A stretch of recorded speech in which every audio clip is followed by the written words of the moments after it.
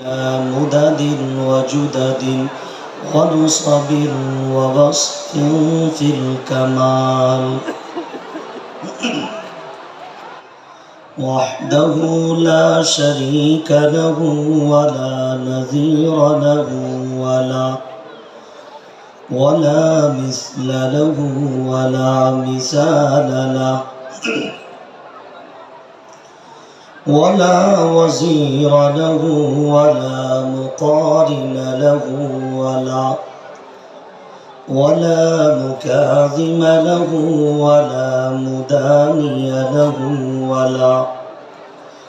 ولا مضارع له ولا جلد بلد ولد جسد رسو جزو نزو عزم له ولا جذب وصف عيب كعب بيت خصم له ولا وزير له ولا مقارن له ولا مكاظم له ولا مناظر له ثم نشهد أن سيدنا وسندنا وحبيبنا وحبيب ربنا وطبيبنا وطبيب قلوبنا ومولانا محمدا عبده ورسوله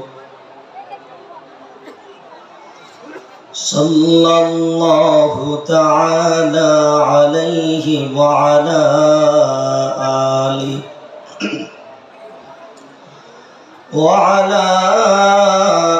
آله وأصحابه وبارك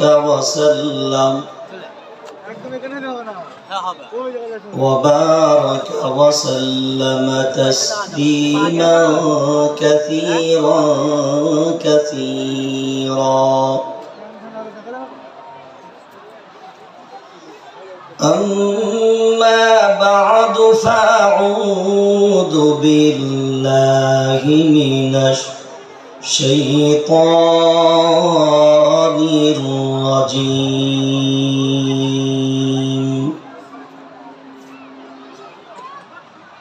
بسم الله الرحمن الرحيم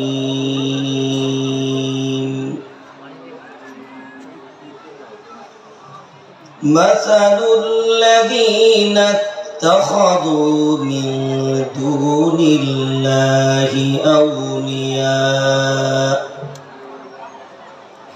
أولياء كمثل العنكبوت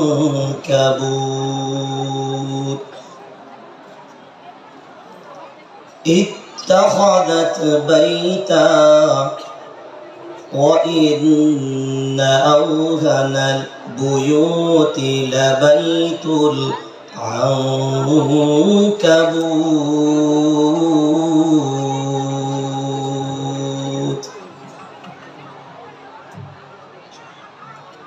قال الله تعالى في موضع آخر আরে একটা glass cup নেই আপনাদের এত লাখ লাখ টাকা লাইটিং করেছেন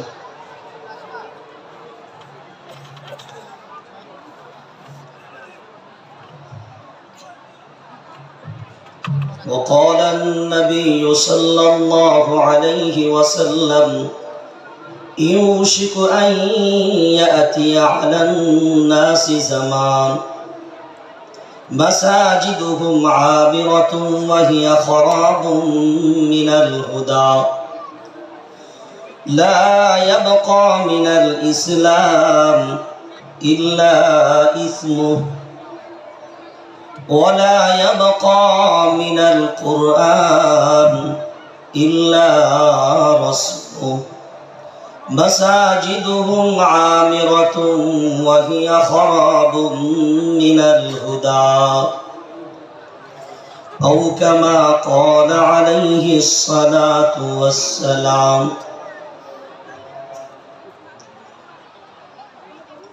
يا أيها الذين آمنوا صلوا عليه وسلموا تسليما اللهم صل على محمد وعلى آل محمد كما صليت على إبراهيم وعلى آل إبراهيم إنك حميد مجيد اللهم بارك على محمد وعلى آل محمد كما باركت على إبراهيم وعلى آل إبراهيم إنك حميد مجيد এই দরুদটা কি আপনারা পড়তে জানেন না? যদি জানেন তো পড়লেন না কেন? নামাজের হুকুম কার? সাউন্ডটা কাদের? সাউন্ডটা আল্লাহ। এই ভেজাল সাউন্ডে সিদ্দিকুল্লাহর বয়ান শোনা যাবে না। যে সাউন্ডগুলো ভেজাল আছে ওগুলোকে ঠিক করে নেন। সবাই ডান হাতটা উঠান, A to Z। মাশাআল্লাহ। মুঠা বন্ধ করেন। আরে ইয়ার, হ্যাঁ, মুঠা বন্ধ করেন, মুষ্টিটা বন্ধ করেন। রেডি? আওয়াজ দেওয়া লাগবে একসাথে। রেডি? আওয়াজটা ভেজাল। রেডি? ওকে করি? সবাই একমত? জোরসে বলো লিল্লাহি তাকবীর। আওয়াজ পুরো ভেজাল। লিল্লাহি তাকবীর। আওয়াজ এখনো ভেজাল। সামনে 2024, জাতি তার আগেই ফিনিশ। জোর লাগাকে বলো লিল্লাহি তাকবীর, লিল্লাহি তাকবীর। কোরআন সুন্নাহ যেখানে, अरे यार जोर से बोलो ना, कुरान सुन्ना जेखाने। जोर से बोलो कुरान सुन्ना जेखाने, कुरान सुन्ना जेखाने, उलमाए किराम जेखाने, उलमाए किराम जेखाने, कुरान থাকবে যেখানে, বেহায়াই যেখানে, মেলা আছে যেখানে, কোরআন আছে যেখানে, দিন থাকবে যেখানে, ধান্দাবাজি যেখানে, ভণ্ডামি যেখানে, বন্ধন লোন যেখানে, বন্ধন লোন যেখানে, সুদ চলবে যেখানে, হারাম আছে যেখানে, হারাম আছে যেখানে, হারাম আছে যেখানে, লিল্লাহি তাকবীর। आवाज भेजा लिल्लाही तकबीर। अरे यार, आवाज इतने दबे हुए होने से मोदी को हटा सकोगे? हाँ, सब दम तो रास्ताय खाई करेছে গোত্তা মেরে মেরে। এখানে সব দম বেরোয়, দম তো শুধু ওই দিকে টানছে কবে যাব রাস্তায়। জলসার নামে, কোরআনের নামে, এগুলো কোরআনের বেহরমতি ছাড়া আর কিছু নয়। কি বললাম? কথা বলে না? এগুলো কোরআনের নামে বেহরমতি ছাড়া আর কিচ্ছু নয়। কোরআনের দুশ্মন বাইরে খুঁজতে হবে না, ডেনমার্কে যেতে হবে না, আমেরিকায় যাওয়া লাগবে না, খুদ নিজের বাড়ির বিবি বাচ্চাগুলোকে কোরআনের দুশ্মন বানিয়েছে।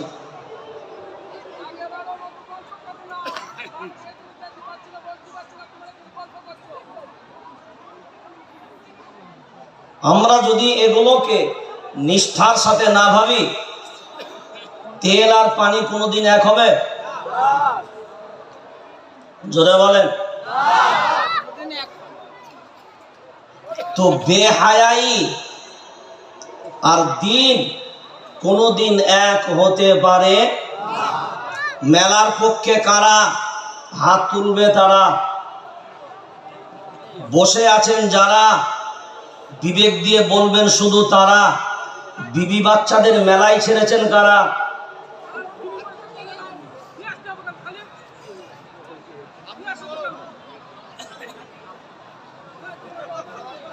কারা ছেড়েছেন? কাদের কন্যা, কাদের স্ত্রী, কাদের মা? কোরআনুল কারীম 24 নম্বর পারা, সাফা নাম্বার 18। যখন ইচ্ছা ইন্টারনেটের যুগে খুলে দেখতে পারো। وقال الذين كفروا لا تسمعوا لهذا القرآن والغوا فيه لعلكم تغلبون। আল্লাহু আকবার বলেন। কার কথা? মায়ার নবী মদিনাওয়ালা কোরআন যখন পড়তেন, কোরআনের কথা যখন বলতেন, আমরা কোরআন পড়লে বাংলায় ব্যাখ্যা করা লাগে, কিন্তু মায়ার নবীর ভাষা ছিল বাংলা না আরবি? কোরআনের ভাষা জোরসে বলো আরবি। কোরআন পড়লে আরববাসী আলাদা করে না ব্যাখ্যা করলেও ভালো মতন অনেক কিছুই বুঝতে পার। তো নবী কোরআন তিলাওয়াত করেন, কোরআনের কথা বলেন না আল্লাহর গোলাম। বেঈমান কুফার তারা বলল না, মুহাম্মাদের কণ্ঠের কোরআনের আওয়াজ যেন অন্যের কান পর্যন্ত না পৌঁছায়, জোরে জোরে হাততালি মারো। তো আমাদের বর্তমান সময়ে বলছে মাদ্রাসার জলসা, ওখানে কোরআনের কথা হবে, সিদ্দিকুল্লাহ কোরআনের কথা বলবে, আমাদের শোনার টাইম নাই। সব যত আত্মীয় স্বজন কুটুমজন যেখান থেকে বাড়ি থেকে বার হয়েছে সবাইকে জিজ্ঞাসা করুন যাবা কোথায়, সবার একটাই জবাব, জলসাই যাচ্ছে। কথা বলেন না কেন? কি নামে এসছে? জলসায়। আছে কোথায়? জোরে বলেন। যারা ঘুরছে মেলায় সব কটা নমরুদের খানদান। কি বললাম? নিয়ে আসেন কোরআনুল কারীম সূরা আম্বিয়া 6 নম্বর পৃষ্ঠার তাফসীরটা বলেন।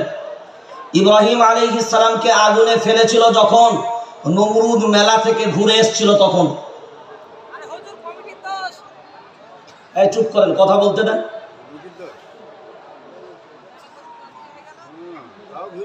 আমার বিবি বাচ্চা, আমার বিবি বাচ্চাকে পর্দায় রাখার দায়িত্ব কমিটির না আমার। কথা বলেন না কেন? মানুষ একে অন্যের ঘাড়ে দোষ চুবিয়ে নিজে বাঁচতে যায়, নিজের ঘাড়ে দোষ মানুষ নিতে চায় না। কিন্তু আমার বিবি বাচ্চাকে বেহায়াই পথে আমি রাখছি। আলা কুল্লুকুম রাইন ওয়া কুল্লুকুম মাসউলুন আন রাইয়াতিহি। প্রত্যেকটা মানুষই হলো দায়িত্বশীল, আর আপনার দায়িত্ব সম্পর্কে কিয়ামতের ময়দানে আল্লাহ আপনাকে জিজ্ঞাসা করবেন। কোরআনুল কারীম 22 নম্বর পারা 6 নম্বর সাফা। ওয়াকালু রাব্বানা ইন্না আতা'না সাদাতানা ওয়া কুবারা'না ফাআদাল্লুনাস সাবিলা রাব্বানা আতিহিম ضعفين من العذاب والعنهم لعنا كبيرا। জলসা কমিটিকে ধরা হবে। জোরসে বলো। গার্জেন হবেন যিনি, ধরা পড়বেন তিনি। গার্জেন হবেন, জোরে বলে, গার্জেন হবেন যিনি, ধরা পড়বেন তিনি। আপনি যদি বলেন না এখানে যাবেন, এই এলাকার মানুষ গাড়ি কেনেন, গাড়ি 4 চাকা গাড়ি কেনেন, 4 চাকা গাড়ি আছে তো? তো গাড়ি যিনি কেনেন মালিক হন তিনি, মালিক হন। গাড়ির কাগজ কার নামে? জোরে বলেন, মালিকের নামে। এখন গাড়িটা ড্রাইভারের হাতে দিলেন, কার হাতে? ড্রাইভারের হাতে। ড্রাইভার গাড়িটা নিয়ে বেরোলো, আপনার ন্যাশনাল হাই রোড ধরে ও নবদ্বীপ টবদ্বীপ যেখানে পানে যাবে, কিন্তু যাওয়ার পথে অ্যাক্সিডেন্ট করলো গাড়ি। কেস খাবে ড্রাইভার না মালিক? অ্যাক্সিডেন্ট কে করেছে? ড্রাইভার। কেস খাবে কে? মালিক। আচ্ছা, যদি রাস্তায় অ্যাক্সিডেন্ট করার পরে গাড়ি ক্ষতিগ্রস্ত হয়, সারাবে কে? দায়িত্ব কার? জোরসে বলো, মালিকে। যদি সিগন্যাল ক্রস করে ড্রাইভার, কেস খাবে কে? তাড়াতাড়ি বলেন। ড্রাইভার সিগন্যাল ক্রস করেছে যে গাড়ি দিয়ে, এখন ট্রাফিক যদি কেস দেয়, কেস ড্রাইভার খাবে না মালিক? তাড়াতাড়ি বলেন। মালিক। কে খাবে? মালিক। কিন্তু ট্রাফিক সিগন্যাল টপকেছে কে? তাড়াতাড়ি বলেন। তাহলে কেস খাওয়া দরকার ছিল কার? ড্রাইভারের। মালিক কেন খেল? জোরে বলেন। কারণ গাড়ির কাগজপত্র, লাইসেন্সটা তার, লাইসেন্সটা তার। এটা কার মেয়ে? এটা সলিমউদ্দিনের মেয়ে। লাইসেন্সটা আমার নামে খোলা, সলিমউদ্দিনের নামে সলিমউদ্দিনের মেয়ের লাইসেন্স খোলা। যদি বলতো না, উড আউটের মা বাপের কোনো খবর নাই, ওই মেয়ের দিকে ফিরে তাকাতো, কি বলতো? হালালি না। এটা কার বিবি? সলিমউদ্দিনের বিবি। আপনি মনে মনে ভাববেন না আল্লাহর গোলাম, মেলায় আপনি গেলেন, রাস্তায় আপনি বার হলেন, আপনার স্ত্রী বেটা ছেলে না মেয়ে ছেলে? তাড়াতাড়ি বলেন। মেয়ে ছেলে। আর আপনার পাড়া প্রতিবেশীর তাদেরও স্ত্রীরা মেয়ে ছেলে না বেটা ছেলে? মেয়ে ছেলে। এখন আপনি মেলায় আসলেন, মেয়েকে চিনেন না, একজন মহিলা আপনার সামনে, দেখতে খুব ভালো লাগলো, হাত ধরে টেনে নিয়ে চলে গেলেন। এখন বলেন, তার পাশে যদি তার বর থাকে, খবর আছে না নাই? কথা বলে না? আপনি যদি বলেন আমার বউ মহিলা, তোর বউ মহিলা, তো হাত ধরে টেনেছি, তো অসুবিধা কোথায়? আমার বউয়ের হাত ধরে টানলেও সমস্যা নাই। বুঝতে পারেন নাকি? আছে না? গণদোলায় বাকি রাখবে না? সমস্যা আছে? তোমার বিবির হাত ধরো, কেন? লাইসেন্সটা তোমার বিবির তোমার নামে খোলা, ওই জন্য হাত ধরে টানলেও সমস্যা না। কিন্তু তোমার স্ত্রী মহিলা বলে অন্যের স্ত্রী টানতে গেলে জুতো পিটা ছাড়া অভাব হবে না। বুঝতে পারেন না? আপনার বিবিকে, আপনার মেয়েকে, আপনি আসলেন কোরআনের মজলিসে কোরআন শুনতে, আর বিবিকে আর মেয়েকে ছেড়ে দিয়ে আসলেন মেলাতে, যা ঠেলাঠেলি গাদাগাদিতে চলে আয়। আপনি জিজ্ঞাসা করেন তো, কতজন পুরুষের ছোঁয়া লেগেছে আপনার বিবি?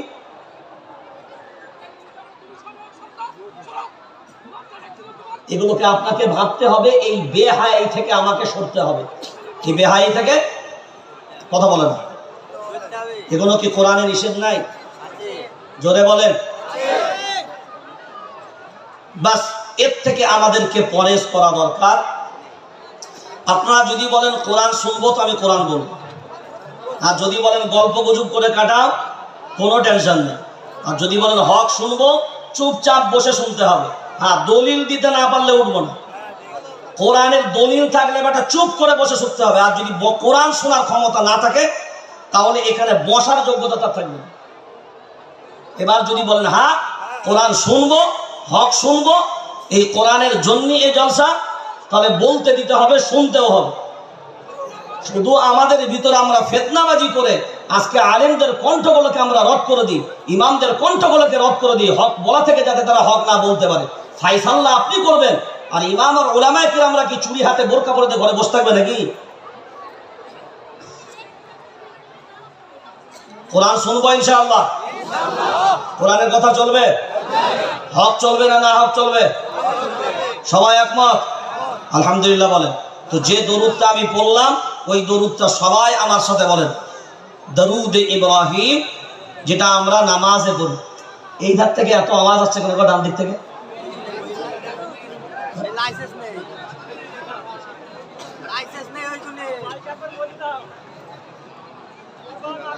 আমি মায়েদেরকে, বিশেষ করে স্টেজের যে প্যান্ডেলটা আছে এর ডান সাইডে, আমি মায়েদেরকে খুব বিনয়ের সাথে বলছি, মায়েদেরকে বিনয়ের সাথে বলছি, অনুরোধ করছি যে আপনাদের কারণে এত বড় একটা কোরআনের মজলিস কিন্তু অনেক বড় অপমানিত হতে যাবে।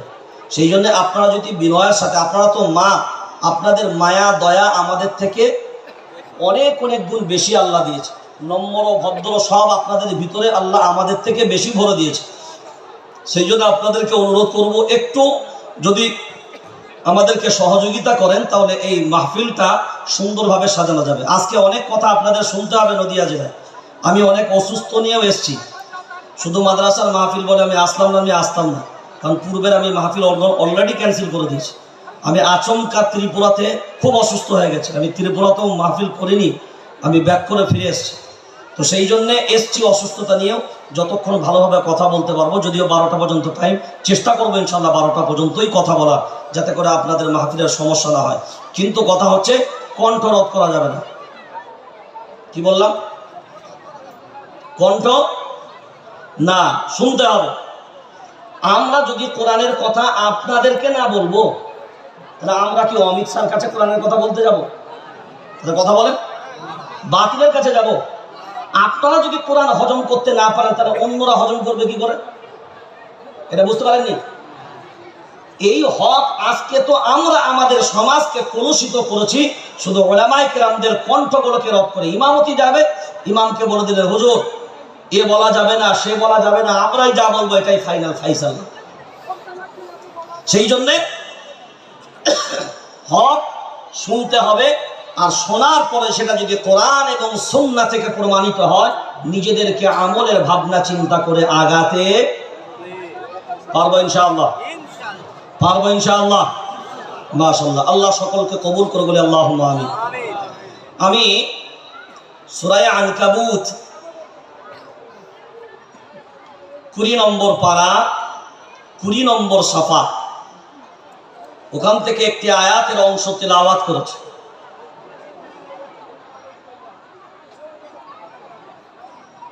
লক্ষ লক্ষ হাদিসের ভিতর থেকে, বিশ্বনবী মায়ার নবী মদিনাওয়ালার মুখশ্রিত বাণীর মাঝখান থেকে একটি হাদিস আপনাদের সামনে রেখেছি।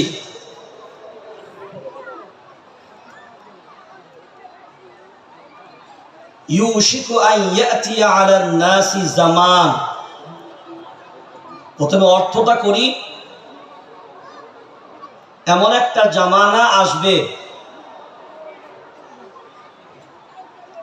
লা ইয়াবকা মিনাল ইসলাম, ইসলামের নামটা থাকবে, ইল্লা ইসমু, কিন্তু ইসলামের নাম গন্ধ খুঁজে পাওয়া যাবে। বিরিয়ানি হবে কিন্তু বিরিয়ানির সেন্ট পাওয়া, জোরে বলেন, হ্যাঁ। আপেল হবে, আপেলের খুশবু পাওয়া, হ্যাঁ। খাস চাল হবে কিন্তু খাস চালের খুশবু বার হবে না। ইসলাম থাকবে কিন্তু ইসলামের যে রওনাক, ইসলামের যে চমক, আর ইসলামের যে আসল হাতিয়ার উদ্দেশ্য, এগুলো থাকবে না, শুধু নামটা থেকে যাবে। আমি আপনাদেরকে প্রমাণ দেব। এখানে যতজন বসে আছেন সবারই পরিচয় মুসলমান, হ্যাঁ আর না? সবাই একমত? আপনাদের সবার ধর্মের নাম কি?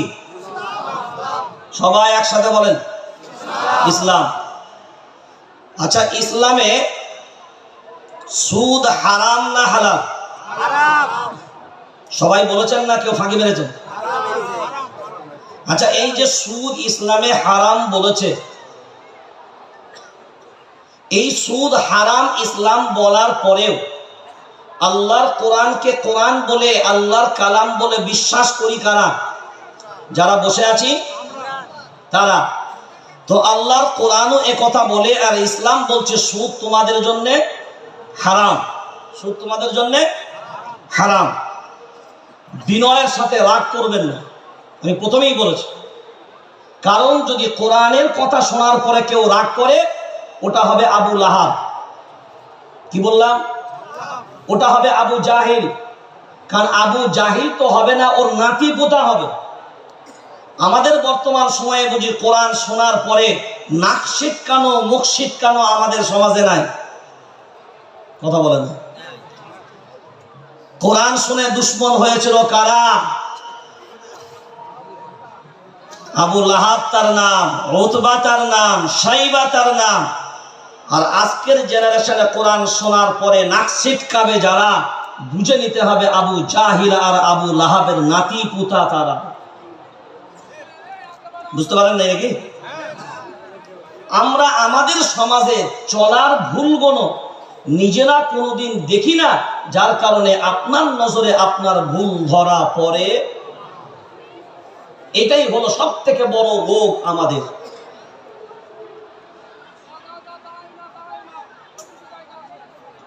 কোনো খাওয়া দাওয়া চলছে নাকি? এটা লোকের আওয়াজ আসছে বারবার। একটা পুরুষ মানুষকে এখানে কথা বলছে বারবার, ডিস্টার্ব করছে কানে। আমার কাজ তো করব, কিন্তু ডিস্টার্ব হলে তো সমস্যা না, কথার বলার মাঝে সমস্যা হবে। আপনারা মনে করেন কি শুধু বক্তা মাইকে বকে দিতে পারলে এটা সহজ ব্যাপার নাকি? এখানে এসে বসে যখন বলবেন না তখন বুঝতে পারবেন।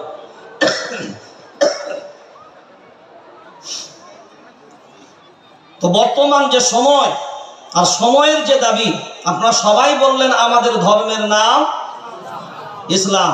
আপনারা জাতীয়ভাবে আপনাদের জাতির নাম জোরে বলেন, জোরে বলেন মুসলমান, জোরে বলেন মুসলমান। কোরআনুল কারীম আল্লাহর গোলাম ৪র্থ নম্বর পারা ২য় নম্বর সাফার ভিতরে আল্লাহ একটা খুব সুন্দর কথা বললেন, ইয়া আইয়ুহাল্লাযীনা আমানু তাকুল্লাহ হাক্কা তুকাতিহি ওয়া লা তামুতুন্না ইল্লা ওয়া আনতুম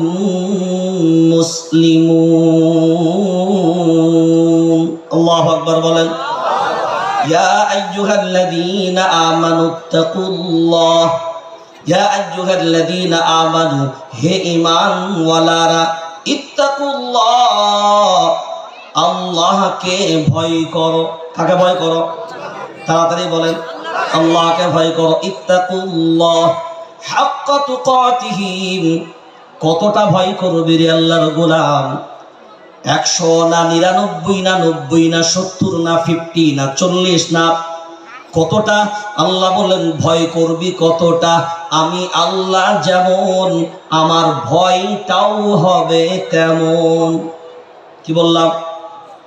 আমি আল্লাহ যেমন, আমার ভয়টাও হবে, জোরে বলেন ভয়টাও হবে তেমন।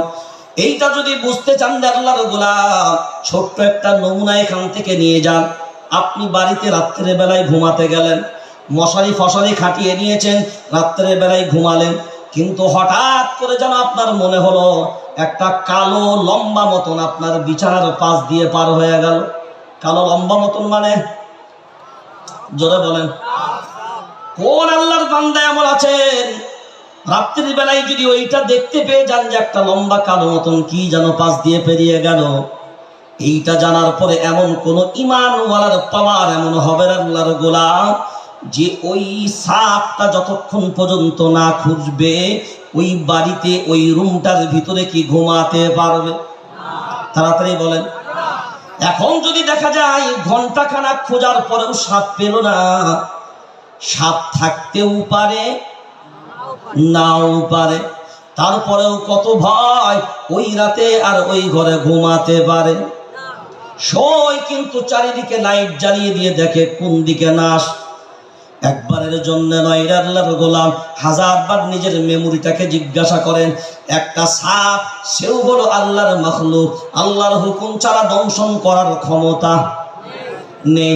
তারপরেও ওই সাপটা মনে হয়েছে আপনার সাপ, সাপ হতেও পারে নাও পারে, তারপরেও আপনার এত ভয়, ওই রুমের ভিতরে আর শুতে পারেন না। একজন দাঁড়িয়ে বলেন, আল্লাহর গোলাম, এমন কোন মানুষ আছেন জানে না সুদ নিয়ে কবরে গেলে কবরের আযাব বুঝি হবে না? কথা বলে না?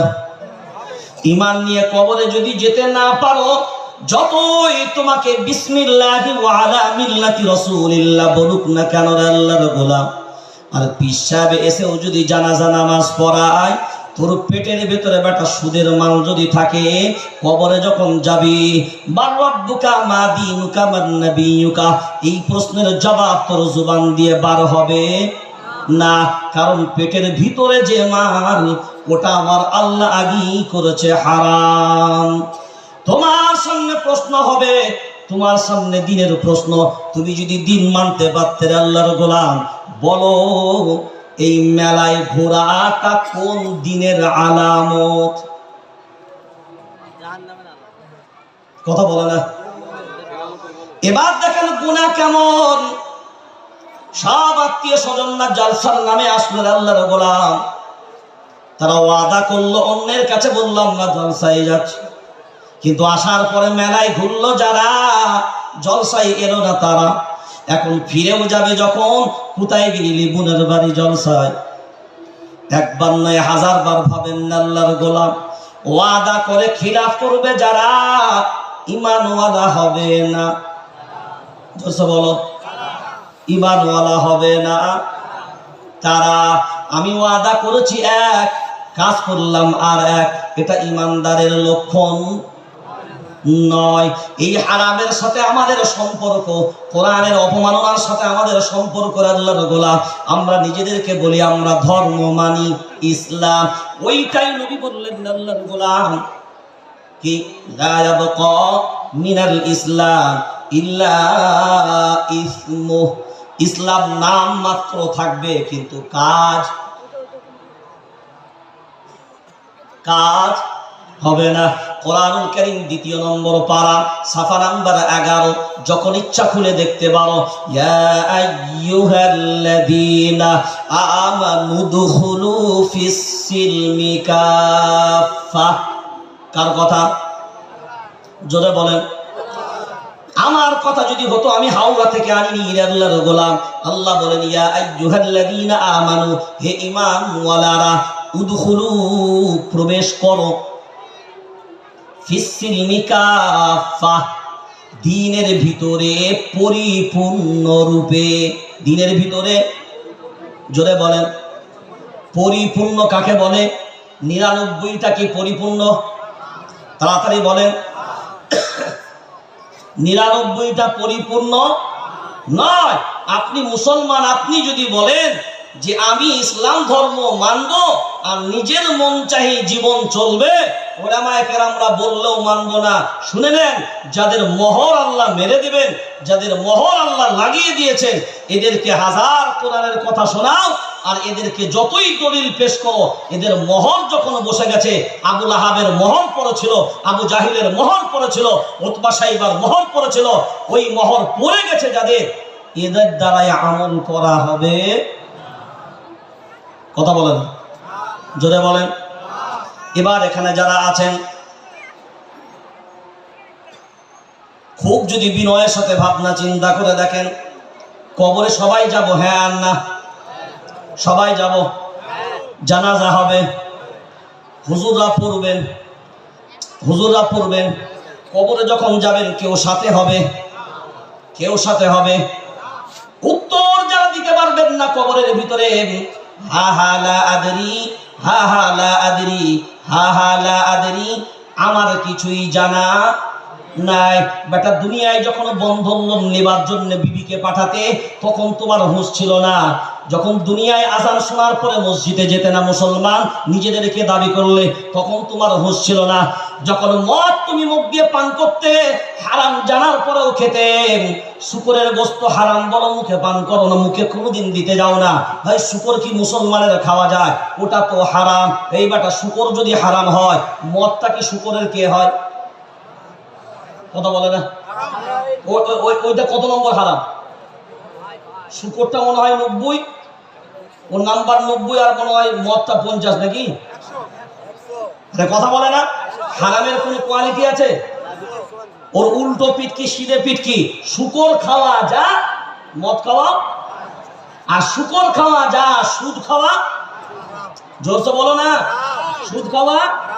এখন চিন্তা করেন এখানে যে আল্লাহর ওলি বলে বসে আছে, এই যে আল্লাহর ওলিরা আমরা বসে আছি, আমাদের ঘরে তো একটাও বন্ধন লোন নেয়নি। না না, নদিয়ায় তো একদমই চলে না।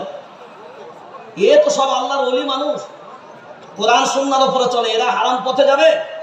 তামুতুনা কামা তাহইয়াউন ওয়া তুহশারুনা কামা তামুতুন। তুমি দুনিয়ায় যেমন ভাবে তুমি দুনিয়ায় থাকবে, কবরে তুমি ওই অবস্থায় যাবে। আর কবরে যেই অবস্থায় যাবে কিয়ামতের ময়দানে ওই অবস্থায় উঠানো হবে। এবার যদি তুমি সুদের সাথে সম্পর্ক ওই অবস্থায় কবরে যাও তো কিয়ামতের ময়দানে সুদখোরদের দলে তোমার নামটা থাকবে রে ভাই। বুঝতে পারেন নাই? আমাদের সমাজে এরপরে বলেন এই হারাম এত বড় হারাম আমাদের সমাজে প্রশ্রয় দিয়েছে কারা? যে কথা বলেন, প্রশ্রয় কারা দিয়েছে? এটাকে তাহলে আমরা হারাম বলে মানি? এ হারাম বলে মানি? বহু মানুষ বলছেন আল্লাহ বাবরি নিয়ে নিল, জ্ঞানব্যাপী ধরেছে, যতটা বলেছে ততটা অলরেডি নিয়েছে। মথুরা নেবে, ইনকোয়ারির অর্ডার হয়ে গেছে। জাতি ঘুমন্ত জাতি, এরা তারপরেও ভাবছে আমার পেট পূজা হবে কি করে, আমার পেট পূজা হবে কি করে, আমার বিল্ডিং ইমারত হবে কি করে। আল্লাহর ঘর গেল কি আসলো, আমার থরি বয়ে গেল, আমি মসজিদের থেকে ধারে পাশেই গেছি। দরদ হবে কোথায়?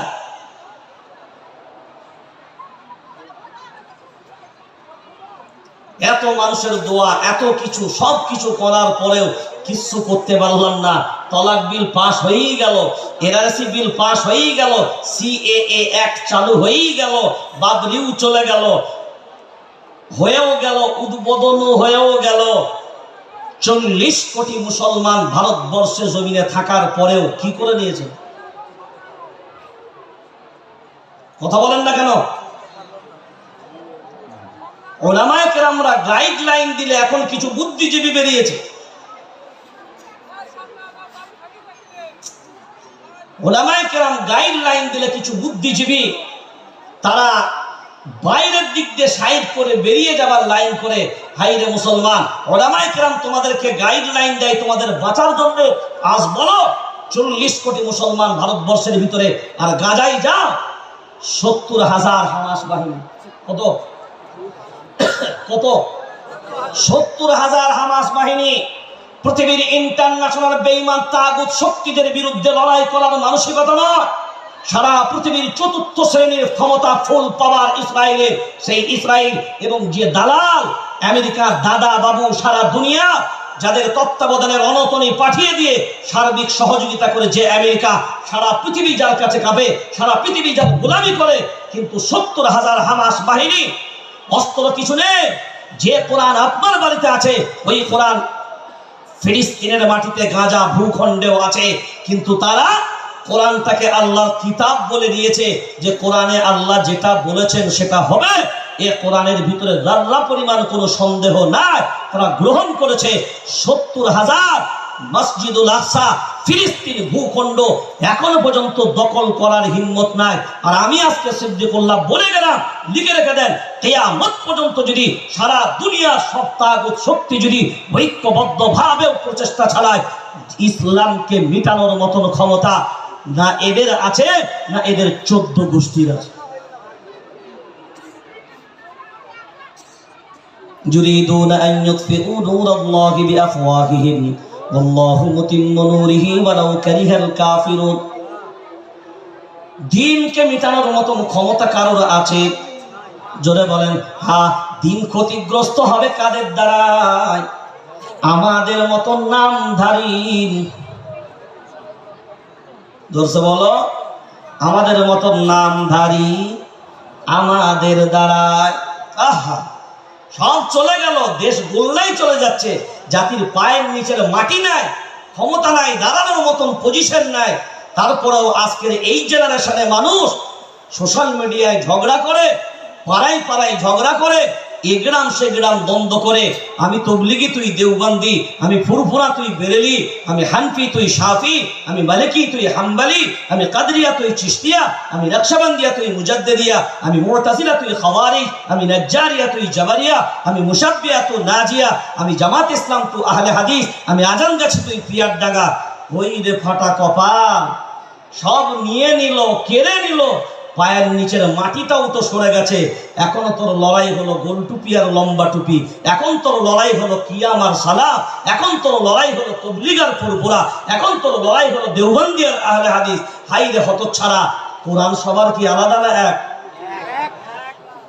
জোরে বলেন। তো কোরআন যদি সবার এক হয়, তো এত নীতিমালা এলো কোথা থেকে?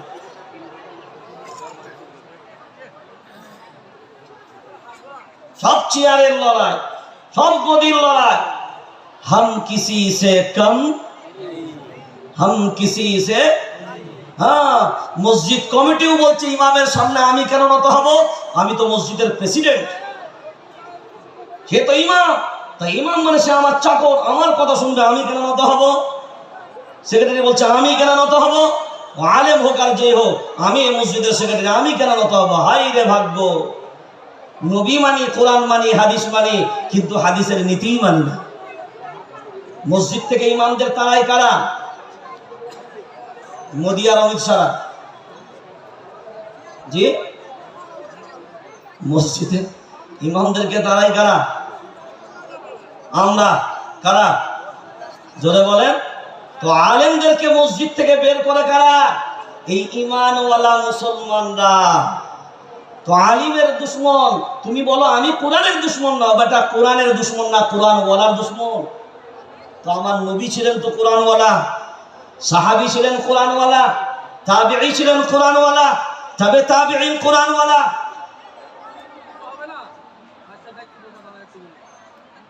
এ দুশ্মন আমরা আমাদের ঘরে পুষেছি, অথচ যেখানে নবী বলে দিয়েছেন ক্লিয়ার করে আল ইমামু দামিন। এখন তো আমাদের এই উঠতি বয়সে কিছু কিছু মানুষ বলছে আমাদের বাবু মোদি বাবুই ঠিক আছে। বলে কেন? বলে যাক, আমাদের মেয়েদের অন্তত বিয়ের বয়সটা 21 তো করেছে, মানে কিছুদিন ছেড়ে রাখা যাবে। যাদের 15 বছরে বিয়ে দিলে, যাদের 18 বছরে বিয়ে দিলে, যাদের চোখ বেরিয়ে যায়, তো ওই মেয়ে যখন 21 বছর 22 বছর পরে আস্তে আস্তে দেখাশোনা করতে করতে 30 বছর হয়ে যায়, তখন ওই বাবুদের কোনো খবর পাওয়া যায়? কথা বলেন না কেন? উপযুক্ত সময়ে যদি উপযুক্ত জিনিসের ওষুধ না পড়ে, উপযুক্ত সময়ে যদি উপযুক্ত জিনিসের করা না হয়। আবার এখন অনেকে বলছে না হুজুর তোমরা এটা করবে না, শরীয়তের বিধান। কি বললাম? শরীয়তের বিধান কারোর হিম্মত নাই ঠেকিয়ে দেবেন। আপনার অধিকার নেই আপনি কোনো আলিমকে কথা বলবেন যে 18 বছরের মেয়ের আপনি বিয়ে পড়াবেন না, এটা বলার অধিকার আপনার নেই। বুঝতে পারেন না? এই বলার অধিকারটা আপনার আপনার নেই।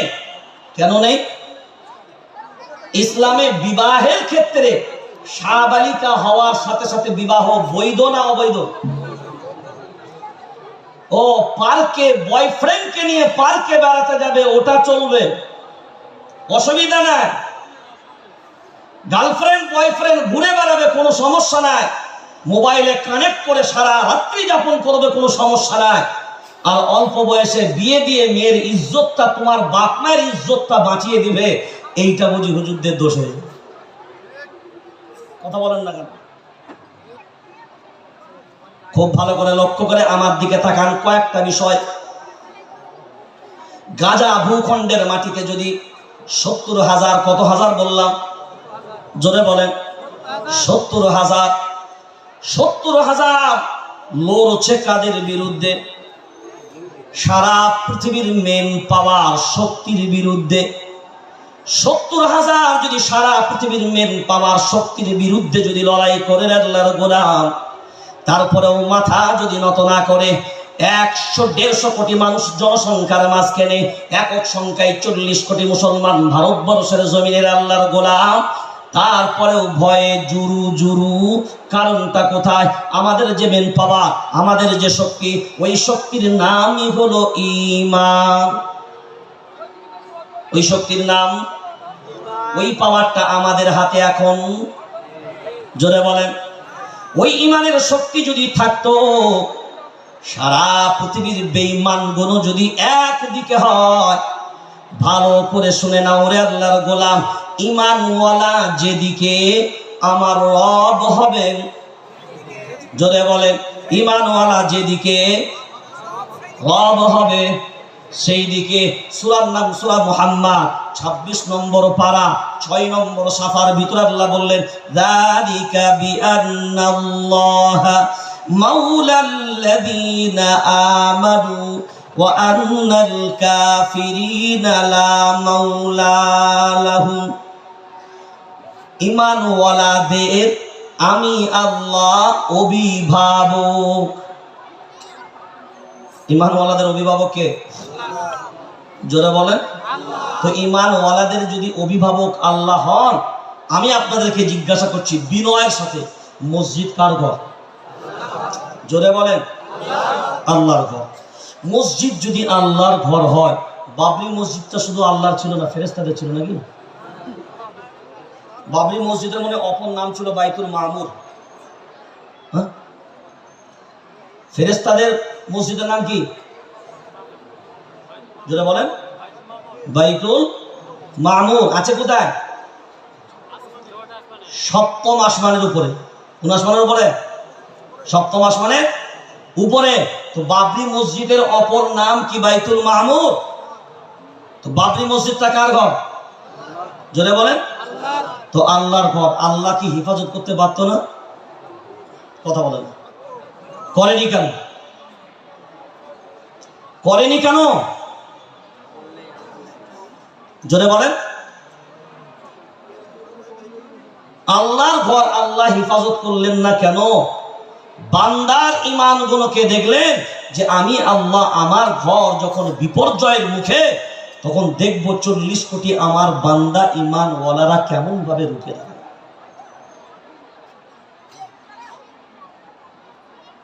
পেরেছেন? পারিনি। পারবো কি করে? এবার দেখেন, আপনাকে বোঝায়। সুদখোর যারা, আল্লাহর দুশমন তারা। বলেন, সুদখোর যারা, আল্লাহর দুশমন তারা। সুদখোর যারা, নবীর দুশমন তারা। নবীর দুশমন তারা। এবার আপনি বলবেন, নবীর দুশমন সুদখোর, আল্লাহর দুশমন সুদখোর? কোরআনুল কারীম সূরার নাম সূরা বাকারা, 3 নম্বর পারা, সাফা নাম্বার 6। ফাইন লাম তাফআলু ফাআযানু বিহারবিন মিনাল্লাহি ওয়া রাসূলি। আল্লাহর কোরআন জানিয়ে দিল, সুদ থেকে ফিরে আসবে না যারা, শুনে নাও তারা, আমি আল্লাহ এবং আমার রাসূলের বিরুদ্ধে যুদ্ধের জন্য তৈরি হও তারা। কিয়ামতের ময়দানে এরা যাবে যখন, এরা আল্লাহ এদের হাতে অস্ত্র ধারণ করাবেন। আল্লাহ অস্ত্র দিবেন সুদখোরদের হাতে। সুদখোররা কিয়ামতের ময়দানে অস্ত্র ধারণ করবে। আল্লাহ অর্ডার করবেন, এ সুদখোর অস্ত্র ধারণ করো, আর তোমরা রেডি হও, আমি আল্লাহ আর আমার রাসূলের বিরুদ্ধে যুদ্ধ ঘোষণা করলাম। যুদ্ধের জন্য তোমরা রেডি হও। যুদ্ধ করবে কার বিরুদ্ধে? আমি আল্লাহ এবং আমার, জোরে বলেন, রাসূলের বিরুদ্ধে। ও বন্ধনের বাবাজিরা, বন্ধন লোন নিলেন যারা, বিবিদেরকে পাঠালেন যারা, গ্রুপ লোন নিলেন যারা, আহা, ছাদটাও বন্ধন লোনের টাকায়, বন্ধন লোনের টাকায় ধানের বীজ, বন্ধন লোনের টাকায় চাষের বীজ, ওই চাষের বীজ মানুষের পেটের ভিতর থেকে মানুষের বাচ্চা এবার হবে, ছাগলের পেটের ভিতর থেকে ছাগলের বাচ্চা এবার হবে, আর কুত্তার পেটের ভিতর থেকে কুত্তার বাচ্চাই, জোরে বলেন, হারামের ভিতর থেকে কার বাচ্চা বার হবে? জোরে বলেন। ছাদটা তো সুদের টাকায়, আর ওই ছাদের নিচেই যদি তাহাজ্জুদের নামাজ পড়ে, আল্লাহর কাছে হাত তুলে দোয়া চান,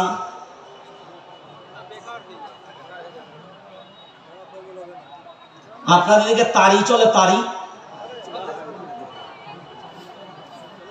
দেখে দেন, লাস্টে ঘোষণা করে, যার দরকার সে নিজেই খোঁজ নেবে।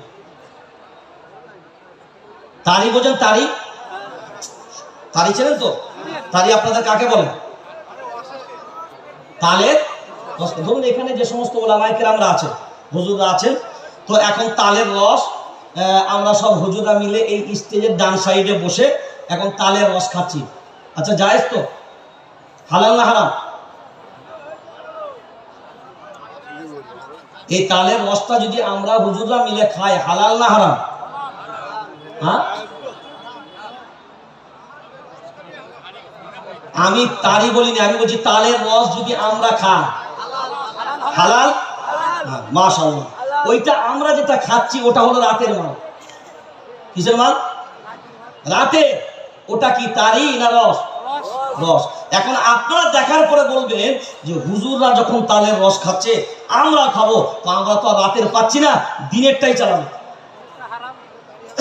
এবার বলেন, এই দিনেরটা এই পাশে বসে আপনারা চালাতে শুরু করলেন, এখন আমরা হুজুররা এখান থেকে এই ভাই এই খাবি না, খাবি না, খাবি না, এরা বলছে হুজুর তোমরা খেলে হালাল আর আমরা খেলে হারাম, গাছটাও একই, ভাতটাও একই, রসটাও একই গাছে, তোমরা খাচ্ছ সকালে আমরা খাচ্ছি বেলায়, অসুবিধাটা কোথায়? এখন বলেন হুজুররা যেটা খাচ্ছে এটা হালাল না হারাম? আর এই দিকে দিনের বেলা যেটা খাচ্ছে ওটা হালাল না হারাম? আচ্ছা, একই গাছ, একই রস, রাত আর দিনের পার্থক্য, এটা হালাল আর ওটা হারাম কেন? কথা বলেন জি। আচ্ছা, তারই যে হারাম কোরআনে আছে? একটা দেখান, কোরআন, গোটা কোরআন ঘেটে আমাকে দেখান, কোথাও তারই হারাম কোরআনে লেখা নাই।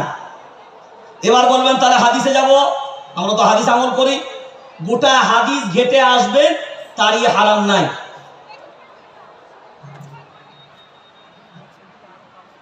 এবার বলবেন তারই হারাম হলো কেন? মজার বিষয় হলো এখানে 7 নম্বর পারা, 2 নম্বর সাফা, ইয়া আইয়ুহাল্লাযীনা আমানু ইন্নামাল খামরু ওয়াল মাইসিরু ওয়াল আনসাবু ওয়াল আজলাম রিজসুম মিন আমালিশ শাইতান। আল্লাহ 4টা জিনিসকে ডাইরেক্ট হারাম করলেন, তার মধ্যে একটা হলো মদ। মদ হারাম কেন? মদ খেলে মানুষের নেশা হয়, মানুষের জ্ঞান থাকে না, মানুষের হুঁশ থাকে না। দেখবেন বহু মাতাল রাস্তার ধারে পড়ে থাকে। আর কুত্তার একটা স্বভাব হলো, ও যখন শুশু করে, আপনাদেরকে নদিয়ার কুত্তারা কি করে আমি জানি না, কিন্তু কুত্তাই যখন শুশু করে ও কিন্তু দেখবেন, কিন্তু আমাদের বর্তমান সময়ে দেখবেন আমাদের এক শ্রেণীর যুবক আছে, ওটা আপনাদের নদিয়ায় নেই, হাওড়ার কথা বলছি, মানে এক শ্রেণীর যুবক আছে, কুত্তা কিন্তু সঙ্গে নিয়ে জায়গা বুঝে বেটা ঠ্যাং তুলে, বলছি তো। কিন্তু আমাদের যুবকগুলো আছে, ও বেটা দিকও বোঝে না কোন দিকে মাল চালাচ্ছে, কিন্তু যদি মুরব্বি ধরা পড়ে যায় সামনে, এই বেটা তুই যে পশ্চিম দিকে মাল ঘুরেছিস, বললে মুরব্বি পশ্চিম দিকে বসতে পারি, কল কবজা ঠিক ঘুরোনো আছে।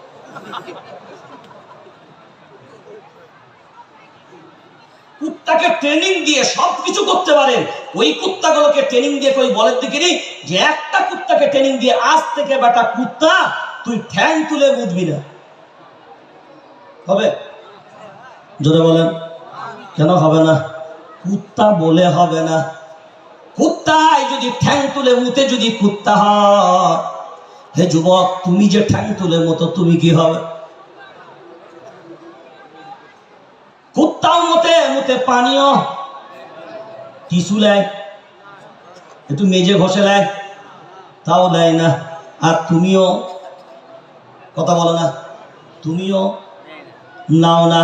তো বলো, তোমার আর কুত্তার মাঝে পার্থক্য কোথায়? তারপরেও তুমি বলো ইসলাম মানি, তারপরেও তুমি বলো কোরআন সুন্নাহ মানি, তারপরেও তুমি বলো নবীর আদর্শ মানি। বিনয়ের সাথে বলে গেলাম, আল্লাহর গোলাম, নবীর আদর্শ যার ভিতরে নাই, তার জন্য জান্নাতের কোনো ফায়সালা, জোরে বলেন, ফায়সালা নাই।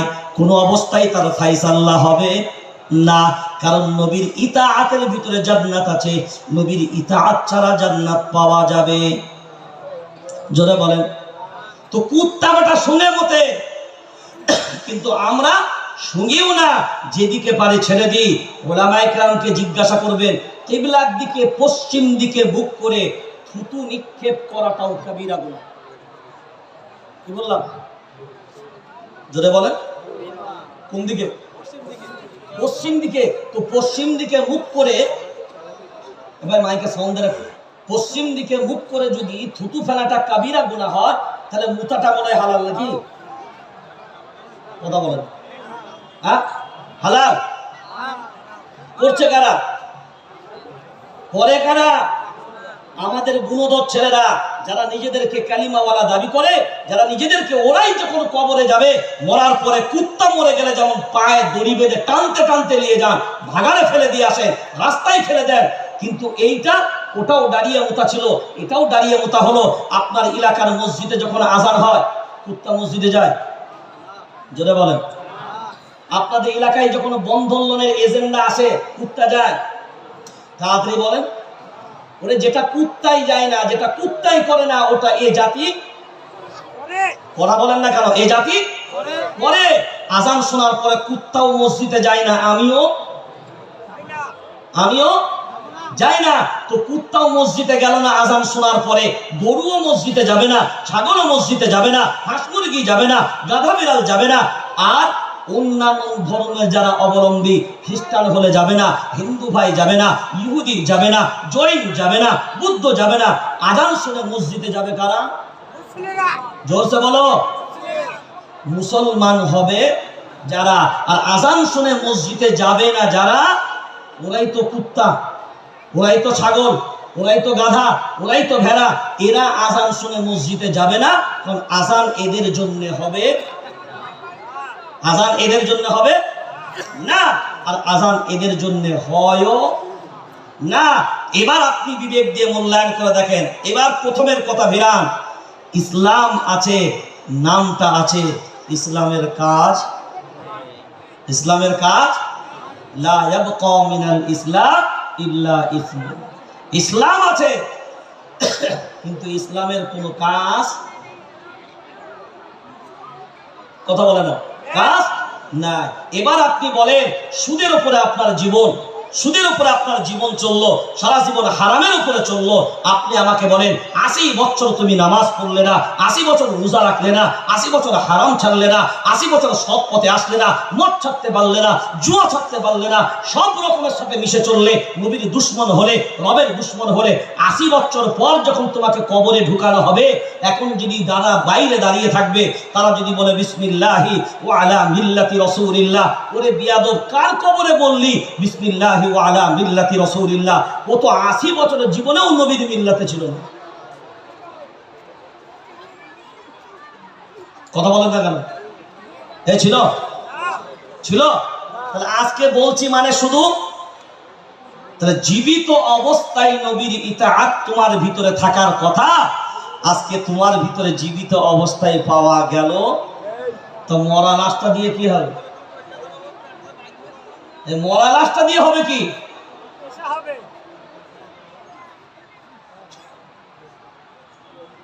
কোরআনুল কারীম ৫ম নম্বর পারা ৯ নম্বর সাফার ভিতরে আল্লাহ ক্লিয়ার করলেন, ওমান ইউতি'র রাসূল ফাকাদ আতা আল্লাহ ওয়া মান তাওয়াল্লা ফামা আরসালনাকা আলাইহিম হাফিযা।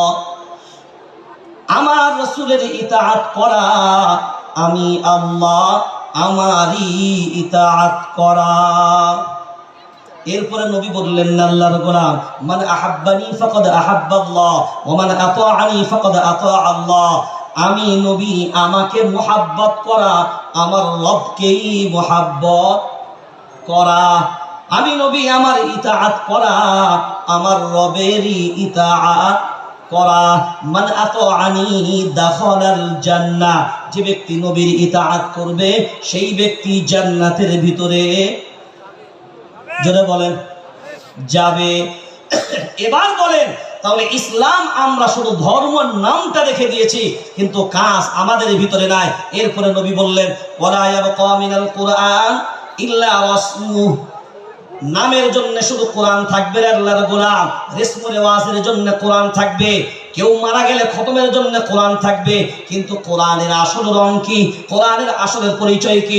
কোরআনুল কারীম দুই জায়গায় আল্লাহ বললেন, একটা হলো ৫ম নম্বর পারা ১০ নম্বর সাফা, আর একটা হলো ২৬ নম্বর পারা ৮ নম্বর সাফার ভিতরে আল্লাহ বলেন, আফালা ইয়াতাদাব্বারুনাল কুরআন।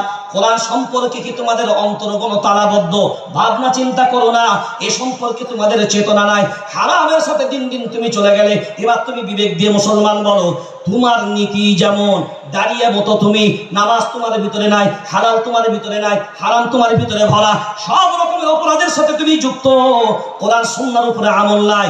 তুমি যদি কবরে গিয়ে বলো আমিও জান্নাত পাবো রে ভাই, তবে শুনে রেখে দাও রে আল্লাহর গোলাম, তোমাকে যদি আমার আল্লাহর জান্নাত দেওয়া লাগে, তোমার জন্য যদি জান্নাত দেওয়া লাগে, তুমিও হলে বেনামাজি, ৮০ বছরের মাঝখানে একদিনও নামাজের ধারে পাশে গেছিলে না, তুমি এবার বললে আমি জুম্মায় যেতাম, তুমি এবার বললে আমি ঈদে যেতাম। হাই রে পুরা কপাল, বছরে একবার গেলে, ভালো করে উজুও জানতে না, বছরে একবার গেলে, কিন্তু রোজা যার নাই তার আবার ঈদ কিসের হবে? রোজাই তোমার হলো না, ঈদের নামাজ কি করে হবে? রোজা তোমার ফরজ ছিল, আর ঈদের নামাজ ওয়াজিব হলো। রোজা তোমার ফরজ ছিল, আর ঈদের নামাজ ওয়াজিব হলো। হ্যাঁ, ঈদের নামাজ ওয়াজিব, আবার জামাতে নামাজ আদায় করা ওয়াজিব। জামাত ছাড়া ঈদের নামাজ একা কি হবে? জোরে বলেন, হবে? এখন বর্তমানে অনেকে আছে এমন, যারা ইমামদের মানতে অস্বীকার করে, মাযহাব মানতে অস্বীকার করে, মাযহাবের দলিল মানতে অস্বীকার করে। আপনি আমাকে বলেন, একজন মানুষ যদি জানাজা চালু হয়ে গেছে, 2 তাকবীর হয়ে গেছে, আর একজন মানুষ এসে জানাজায় শরীক হলো, মানে ওযু করেনি, এখন বলেন ও যদি ঈদের নামাজ বা জানাজা নামাজে উযু করতে যায়, জানাজারও জামাত শেষ হয়ে যাবে, ঈদেরও জামাত শেষ হবে, এখন বেটা বিনা উযুতে আছে, কি করবে?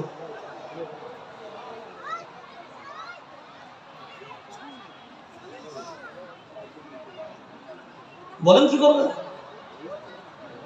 কারণ জানাজা নামাজ একা হবে না, ঈদের নামাজ একা হবে না। যাই বলবে হাদিস মানবো, কোরআন মানবো, ইজমা কিয়াস মানবো না, ইমামদের মাযহাব নীতি মানবো না। ইমামদের মাযহাব নীতি মানে আলাদা কোনো নীতি না, ইমামদের মাযহাব মানা হলো অর্থ কোরআন সুন্নাহ যারা ভালো করে বুঝেছেন, আমরা তাদের বুঝাটার উপরে আমরা আমল করব। অনেকে বলে না সূরা ফাতিহা ছাড়া নামাজই হবে না, সূরা ফাতিহা ছাড়া নামাজই হবে না, প্রত্যেক রাকাতে সূরা ফাতিহা, ইমামের পিছনেও সূরা ফাতিহা পড়ে। আপনি আমাকে বলেন, এই সারা নামাজ ইমাম সাহেব দাঁড়িয়ে গেল, এক রাকাতের লাস্ট ইমাম সাহেব কিরাতের শেষ আয়াতটা পড়ছে, আপনি তখন জামাতে শরীক হলেন, আপনার সেই প্রথম রাকাতটা হবে হ্যাঁ আর না?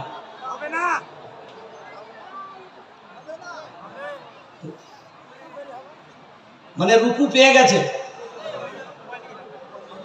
কিরাতটা কি আপনাদের নদিয়ায় কি রুকুর পরে হয় নাকি? আমি তো বলছি কিরাতের লাস্ট আয়াতে আপনি জয়েন দিলেন, তাহলে আপনার ওই রাকাতটা হয়ে যাবে। কেন হবে? সূরা ফাতিহা পেয়েছেন? কথা বলেন, সূরা ফাতিহা পেয়েছেন? তো যিনি বলছেন যে সূরা ফাতিহা না পড়লে নামাজ হবে না, তাহলে ওই রাকাতে তো সূরা ফাতিহা পাওয়া যায়নি, তাহলে ওই রাকাতটা হবে কি করে?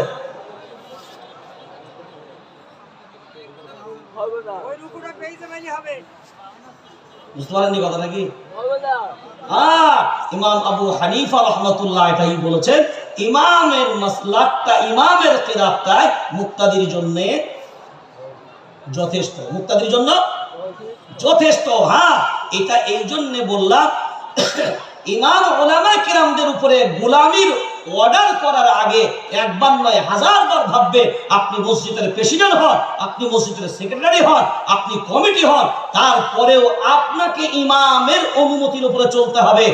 আপনার অনুমতিতে ইমাম চলবে, ইমাম কোন কমিটির গোলাম হবে না। এটা আমার রাসূলের ফয়সালা। আর ইমামু যামিনুন, ইমামরা হবে তোমাদের জিম্মাদার।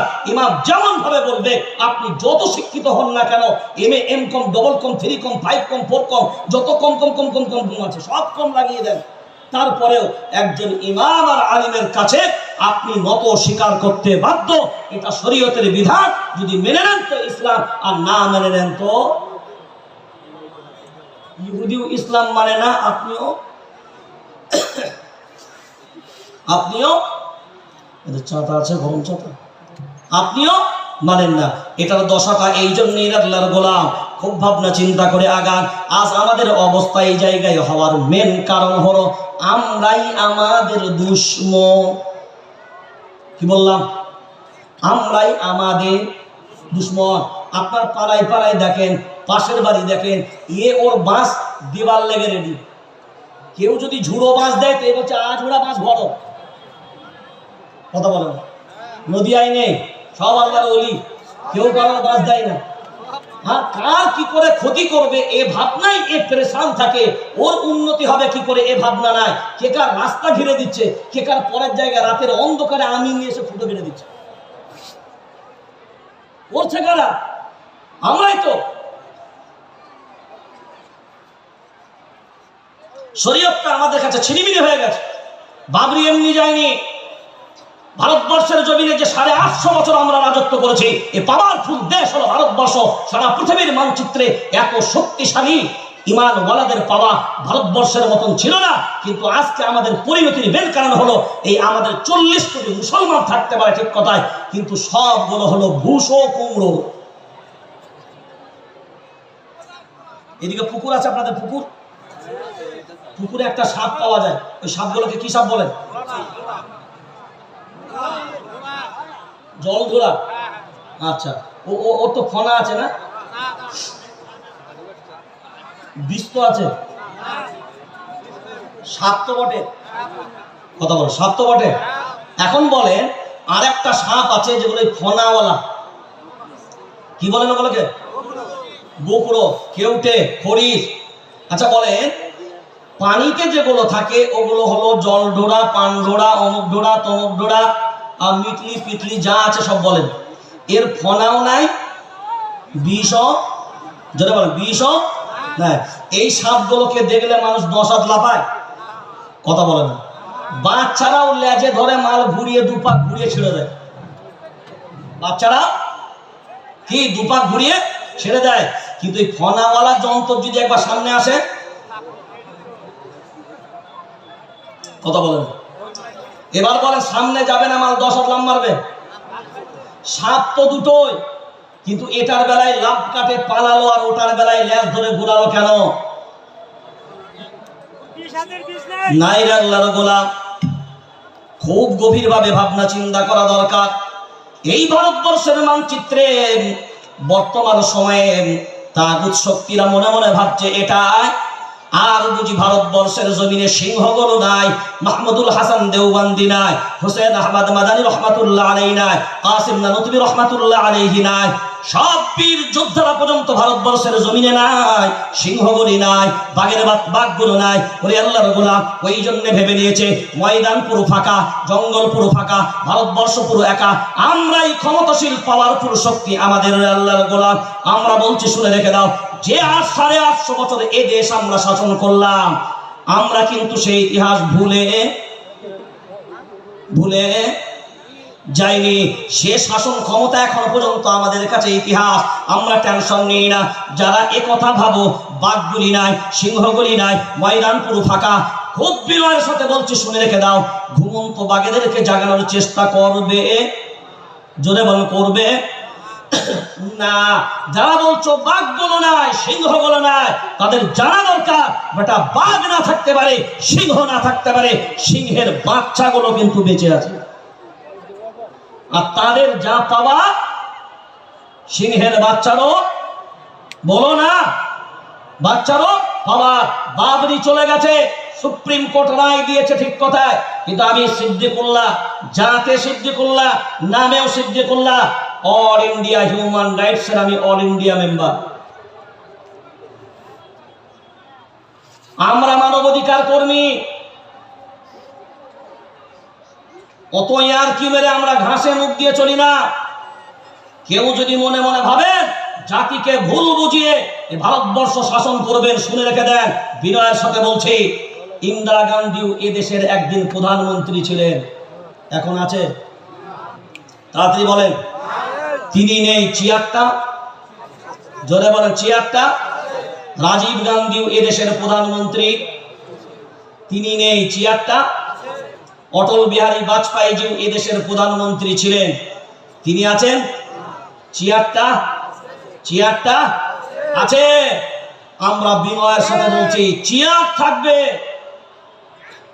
কারণ ভারতবর্ষ কারোর বাপের দেশ না। বিনয়ের সাথে বলছি ভারতবর্ষ আমার বাপের দেশ। কার বাপের দেশ?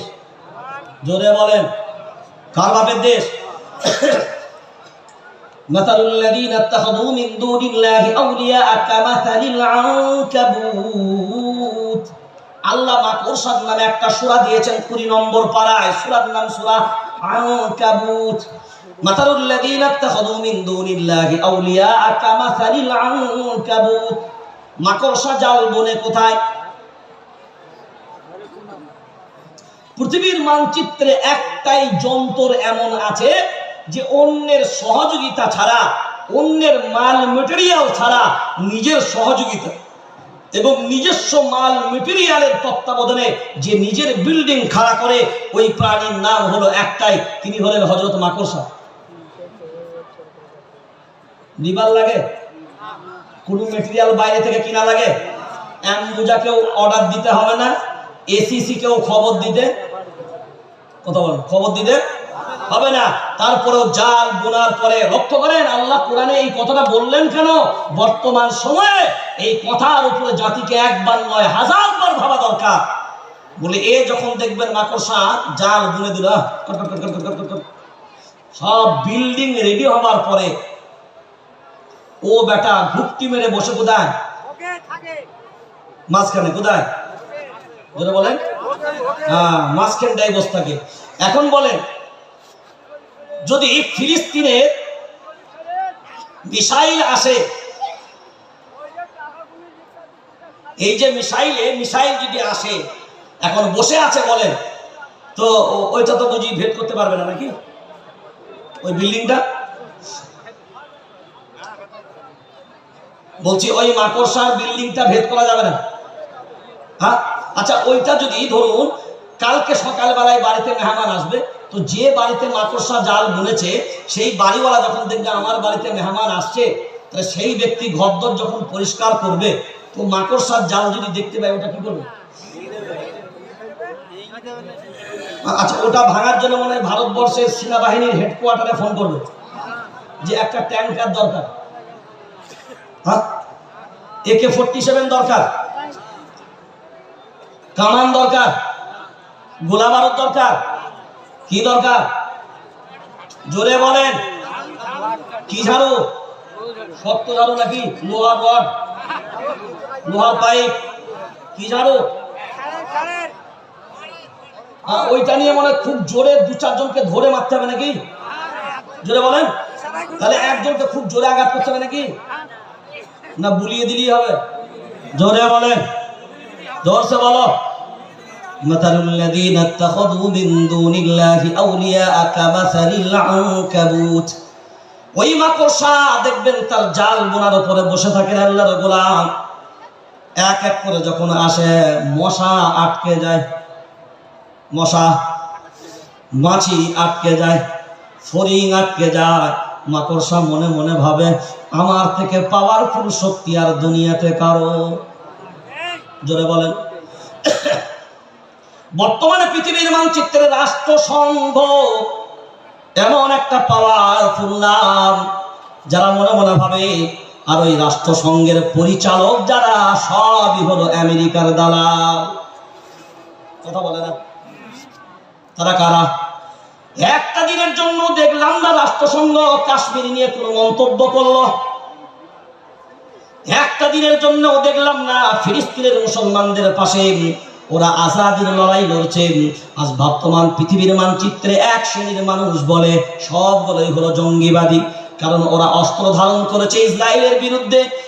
আজ যদি ওরা আজাদির লড়াই লড়ে যদি ওরা জঙ্গিবাদী হয়, ওরা যদি দেশ স্বাধীনতার জন্য লড়াই করে যদি জঙ্গিবাদী হয়, এই ভারতবর্ষ স্বাধীন করার জন্য গান্ধীজির মতন মানুষও তো ইংরেজদের বিরুদ্ধে লড়াই করেছিল। এই মাতৃভূমির জন্মভূমির স্বাধীনতার জন্য লড়াইটা যদি জঙ্গিবাদী হয়, আজ যদি হামাস তাদের ফিলিস্তিনকে আজাদির লড়াই লড়ার কারণে যদি তারা জঙ্গিবাদী হয়, তাহলে ভারতবর্ষে আজাদির লড়াই লড়েছিল যারা, তাদেরকে তোমাদের ভাষায় তো জঙ্গি বলতে হবে। তারা কথা বলেন না কেন? আজ দেশের স্বাধীনতার জন্য এই মাতৃভূমির ভালোবাসা, মাতৃভূমিকে রক্ষার জন্য যদি লড়াই করেন আল্লাহর গোলাম, সেইটা কোনোদিন জঙ্গিবাদী হতে পারে না। এই জন্য তোমরা জঙ্গিবাদী বললে আসলে হামাস হলো তারা সব কটাই ঈমানওয়ালা। তারা অন্য কোনো অস্ত্র নাই, পাওয়ার কোথায় তাদের, শক্তি কোথায় তাদের? শক্তি তো একটা, কারণ তারা লক্ষ্য করে দেখেছেন আল্লাহর গোলাম সাহাবায়ে কেরামদের মাঝখানে কোনো কামান ছিল না, ট্যাঙ্কার নাই, কিচ্ছু নাই, কিন্তু তাদের পাওয়ার কোথা থেকে আসলো? তারা একটাই জিনিস জেনেছে, কোরআনুল কারীম তাদের সামনে মেন পাওয়ার ছিল। কোন দিক তাকিয়ে দেখেনি। মায়ার নবী মদিনাওয়ালা বলেছেন কোরআনুল কারীম সাহাবায়ে কেরামরা শুনে নিয়েছেন, আর নবী যখন কোরআন শুনিয়ে দিয়েছেন, ওয়া মাকারু ওয়া মাকারাল্লাহ ওয়াল্লাহু খায়রুল মাকিরিন। আল্লাহু আকবার বলেন। শয়তানের সব চক্রান্ত আমি আল্লাহ ব্যর্থ করে দেব, কোনো টেনশন নাই। আল্লাহ এ কথা বলার পরে আর ঈমানওয়ালাদের অন্যদিকে তাকানোর প্রয়োজন হবে না, কারণ একটা জিনিস স্পষ্টভাবে জেনে রেখে দিই আল্লাহর গোলাম, ইন্না কাইদাশ শাইতানি কানা দাঈফা। শয়তানের চক্রান্ত হলো বড় দুর্বল, এর শক্তি নেই তোমার সামনে, বরঞ্চ শক্তিশালী কে? ইন্না কাইদাকুন্না আযীম। মানুষের চক্রান্ত হলো বড় কঠিন, শয়তানের চক্রান্ত দুর্বল। দেখেন শয়তান যদি আপনাকে ওয়াসওয়াসা দেয়, আউযু বিল্লাহি মিনাশ শাইতানির রাজিম পাঠ করবেন, শয়তান পালাবে? জোরে বলেন, পালাবে। আযানের ধ্বনি যখন হয় শয়তান পালায়? জোরে বলেন। হ্যাঁ, তাহলে আউযু বিল্লাহ বললে শয়তানকে তাড়ানো যাবে, কিন্তু মানুষের সামনে, চক্রান্তকারী মানুষের সামনে যদি 70 বার আউযু বিল্লাহ পড়েন, লা হাওলা বললেন, আযানের আওয়াজ শুরু করলে যাবে? কারণ এই আউযু বিল্লাহ শয়তান নয়, এটা হলো ইন্না কাইদাকুন্না আযীম। আবু জাহিলের চক্রান্ত ছিল, নমরুদের চক্রান্ত ছিল, ফিরাউনের চক্রান্ত ছিল। বর্তমান আমাদের সমাজে এক শ্রেণীর মানুষ হকের উপরে চক্রান্ত করবে তারা, কারণ এখনো তাদের রক্ত বয়ে যাবে যাদের শরীরে, এখনো পর্যন্ত এটা কিয়ামত পর্যন্ত থাকবে। তার আগে এগুলো নিঃশেষ হবে। ইমাম মেহদী আলাইহিস সালাম আর ঈসা আলাইহিস সালামের আগমন যখন হবে, তাই মাকড়সা যখন জালের মাঝখানে বসে তার ভাবনা চিন্তা থাকে, আর বুঝি বেটা এপার কেউ হতে পারবে না, যেটা ইসরায়েল করেছিল। আহা, তারা এমন সব যন্ত্রপাতি বসালো কেউ আক্রমণ করতে পারবে না। তাদের সব কম্পিউটার ভেদ করে ওয়ার্ল্ড ট্রেড সেন্টার যেটা ধ্বংস হয়েছিল, আপনারা সবাই জানেন, পুরো বিল্ডিং, পুরো ইমারত পাশের ঘরের মতন পড়ে গেল, অথচ 1-2 কিলোমিটার দূর পর্যন্ত তাদের ক্যামেরা এত মজবুত, একটা পাখি পর্যন্ত ঢুকতে পারবে না, কিন্তু ঢুকে পুরো অহংকার চুরমার করলো কে? তার নাম হলো, জোরসে বলো, তার নাম হলো, তার নাম হলো আল্লাহ। পৃথিবীর মানচিত্রে অহংকারী থাকবে না, অহংকার ধ্বংসের জন্য আমার আল্লাহ যথেষ্ট। আর শয়তান শেষ হয়েছে, আজাজিল শেষ হয়েছে তার অহংকারের, জোরে বল, তার অহংকারের জন্য। কারণ সে যে ইবাদত করেছে ও ইবাদত আমরা করতে কিন্তু কটা হুকুম মানে নাই? সবাই বলেন কথাটা, কটা হুকুম? আচ্ছা, সাজদাটা কি আল্লাহকে করতে বলেছিল না বান্দাকে? জোরে বলেন। বান্দাকে, আল্লাহর সাজদা নয়। হুকুমটা আল্লাহর ছিল, কিন্তু সাজদাটা বান্দার সামনে ছিল। সাজদা সবাই করেছে, একজন করেনি। কয়টা হুকুম? একটা মানলো না। আল্লাহ বলেন যা জান্নাতে। নাকি জোরে বলেন, জোরে বলেন। জান্নাতে না। যখন আযাজিল একটা হুকুম পালন করলো না, সেদিন থেকে তার নাম হলো শয়তান। আর শয়তান মানে হলো বিতাড়িত। আল্লাহ সেই দিনকে তাড়ালেন কয়টা না করার জন্য? জোরে বলেন, কটা হুকুম? একটা। একটা হুকুম না পালন করাতে যদি ওখান থেকে বের করে দিয়ে শয়তান হয়, তাহলে আপনি বিবেক দিয়ে ভাবনা চিন্তা করে বলেন, আমার আপনার ভিতরে আল্লাহর কয়টা আদেশ পালন নাই? গুনেছেন? গাঁট গুনেছেন? কটা আমল গুনেছেন যে আল্লাহর কটা হুকুম আমার ভিতরে নাই? একটা হুকুম মা মানার কারণে শয়তান আদম আলাইহিস সালাম নিষেধ করেছিল। আল্লাহ কয়টা? কয়টা? একটা। By mistake. কি বললাম? By mistake. আল্লাহ কি বললেন? আর জান্নাতে থাকা হবে না। জান্নাতে থাকা, জান্নাতে থাকা, জান্নাতের পোশাক পর্যন্ত খুলে গেল। কয়টা আদেশ না পালন করার কারণে? নিষেধ। জোরে বলেন, একটা। চিন্তা করে দেখেন, একটা নিষেধ আল্লাহ করলেন, আদম আলাইহিস সালাম বাই মিস্টেক বলো জান্নাতে হবে না। এখন বিবেক দিয়ে এবার বলেন, আমার আপনার ভিতরে কত আল্লাহর নিষেধ? একটা নিষেধ বাই মিস্টেক জান্নাত থেকে দুনিয়ায়, আর আমাদেরকে দুনিয়া থেকে যেতে হবে কোথায়? জোরে বলেন। জান্নাতে যেতে হবে কোথায়? আরে যেতে হবে কোথায়? জান্নাতে যেতে হবে কোথায়? জান্নাতে। এখন বলেন, এত বড় নিষেধ না মেনেও কি জান্নাতে যাওয়ার আশা রাখছেন? হ্যাঁ, এখনো বিবেক দিয়ে ভাবে রাখছেন? এরপরে লক্ষ্য করে দেখেন, ইত্তাখাযাত বাইতা। এরপরে বেটা বলে, মাকড়সা আমার জন্য ঘর বানিয়েছি, অন্যের জন্য নয়। ফান পাতার জন্য সারা দুনিয়ার সব ইহুদি চক্রান্ত এইভাবে করেই জাল বনে দিয়েছে। আমার আপনার সামনে সব কিছু হারামকে সাজিয়ে দেওয়া হবে। আপনি মনে মনে ভাববেন, এটাই বুঝি হালাল? এটাই বুঝি, জোরে বলেন, এটাই বুঝি হালাল? এবার আমার দিকে তাকান। তারির কথা মনে আছে না? খেয়ে ফেলেছেন? জোরে বলেন। ওইদিকে কারা রস খাচ্ছে? এইদিকে হুজুররা, আর এইদিকে আর একটা গ্রুপ। এদিকে আর একটা গ্রুপ। এরা খাচ্ছে কি? তালের রস। এরাও খাচ্ছে তালের রস। এদিকেরটা হালাল আর এদিকেরটা, জোরে বলেন, এইটা হালাল হলো, এটা হারাম কেন?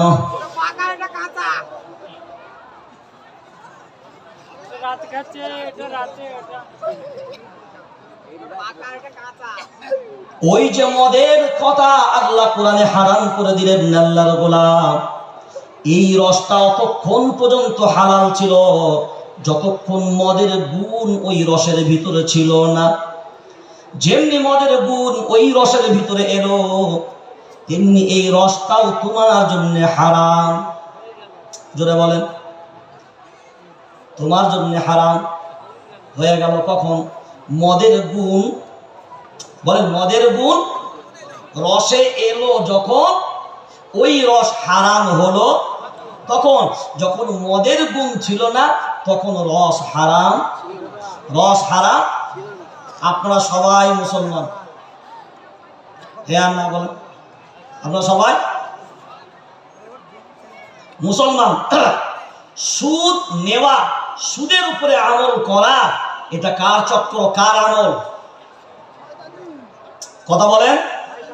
যদি মদের গুণ রসে আসার কারণে রস হারাম হয়, এবার আপনি বলেন বেনামাজির গুণ কি ঈমানওয়ালার? জোরে বলেন। হারাম ভক্ষণ করবে এই গুণ কি ঈমানওয়ালা? কথা বলে না। ঈমানওয়ালা? ঈমানওয়ালা না। তাহলে এবার বলেন রস যেমন হারাম তখন হয় যখন গুণ পরিবর্তন হয়। আল্লাহর নবী বলেছেন মান তাশাব্বাহু বিকওমিন ফাহুয়া মিনহু। যারা যে জাতির অনুসরণ করে তারা সেই জাতীয় ভাবে সেই স্বজাতি তাদেরকে ধরা হয়। তাহলে আমি যদি লক্ষ্য করে এই জায়গাটা ভাবি, অন্যের দিকে না তাকিয়ে যে আমার ভিতরে কি ঈমানওয়ালার গুণ আছে, তাড়াতাড়ি বলেন ঈমানওয়ালার গুণ আছে? কথা বলেন না, ঈমানওয়ালার গুণ আছে? তো ঈমানওয়ালার গুণ যখন হবে কোরআন সুন্নাহর উপরে তার আমল হবে। এবার দেখেন লক্ষ্য করে আল্লাহ নিজে কোরআনুল কারীমে বললেন বিসমিল্লাহির রহমানির রহিম কুল হুয়াল্লাহু আহাদ আল্লাহুস সামাদ লাম ইয়ালিদ ওয়া লাম ইউলাদ ওয়া লাম ইয়াকুল লাহু কুফুয়ান আহাদ। আল্লাহ কাউকে জন্ম দেয়নি, আল্লাহ কেউ জন্ম দেয়নি, আল্লাহ একক, অদ্বিতীয় কেউ নাই। কিন্তু আল্লাহ বলছেন, শুনে রেখে দাও, আমি আল্লাহ নিজে বলছি। মায়ার নবী মদিনাওয়ালা বলেন, হ্যাঁ আমার আল্লাহরও একটা পরিবার আছে। ওই পরিবার কারা? আহলুল কুরআন, আহলুল্লাহ। কোরআনওয়ালা যারা হবে আমি আল্লাহ আমার পরিবার তারা হবে। মসজিদের ইমাম কোরআনওয়ালা নয়। কথা বলেন। মাদ্রাসার মুহতামিম, মাদ্রাসার উস্তাদরা এরা কোরআনওয়ালা নয়। মাদ্রাসার কোরআনের শিক্ষার্থীরা কোরআনওয়ালা নয়। জোরে বলেন। খায়রুকুম মান তাআল্লামাল কুরআনা ওয়া আল্লামা। নবী বললেন, শুনে রেখে দাও, তোমাদের মাঝে ওই ব্যক্তি উত্তম যে কোরআন শেখে এবং শেখায়। তাহলে আপনার মসজিদের ইমাম আপনার গ্রামের মধ্যে সবথেকে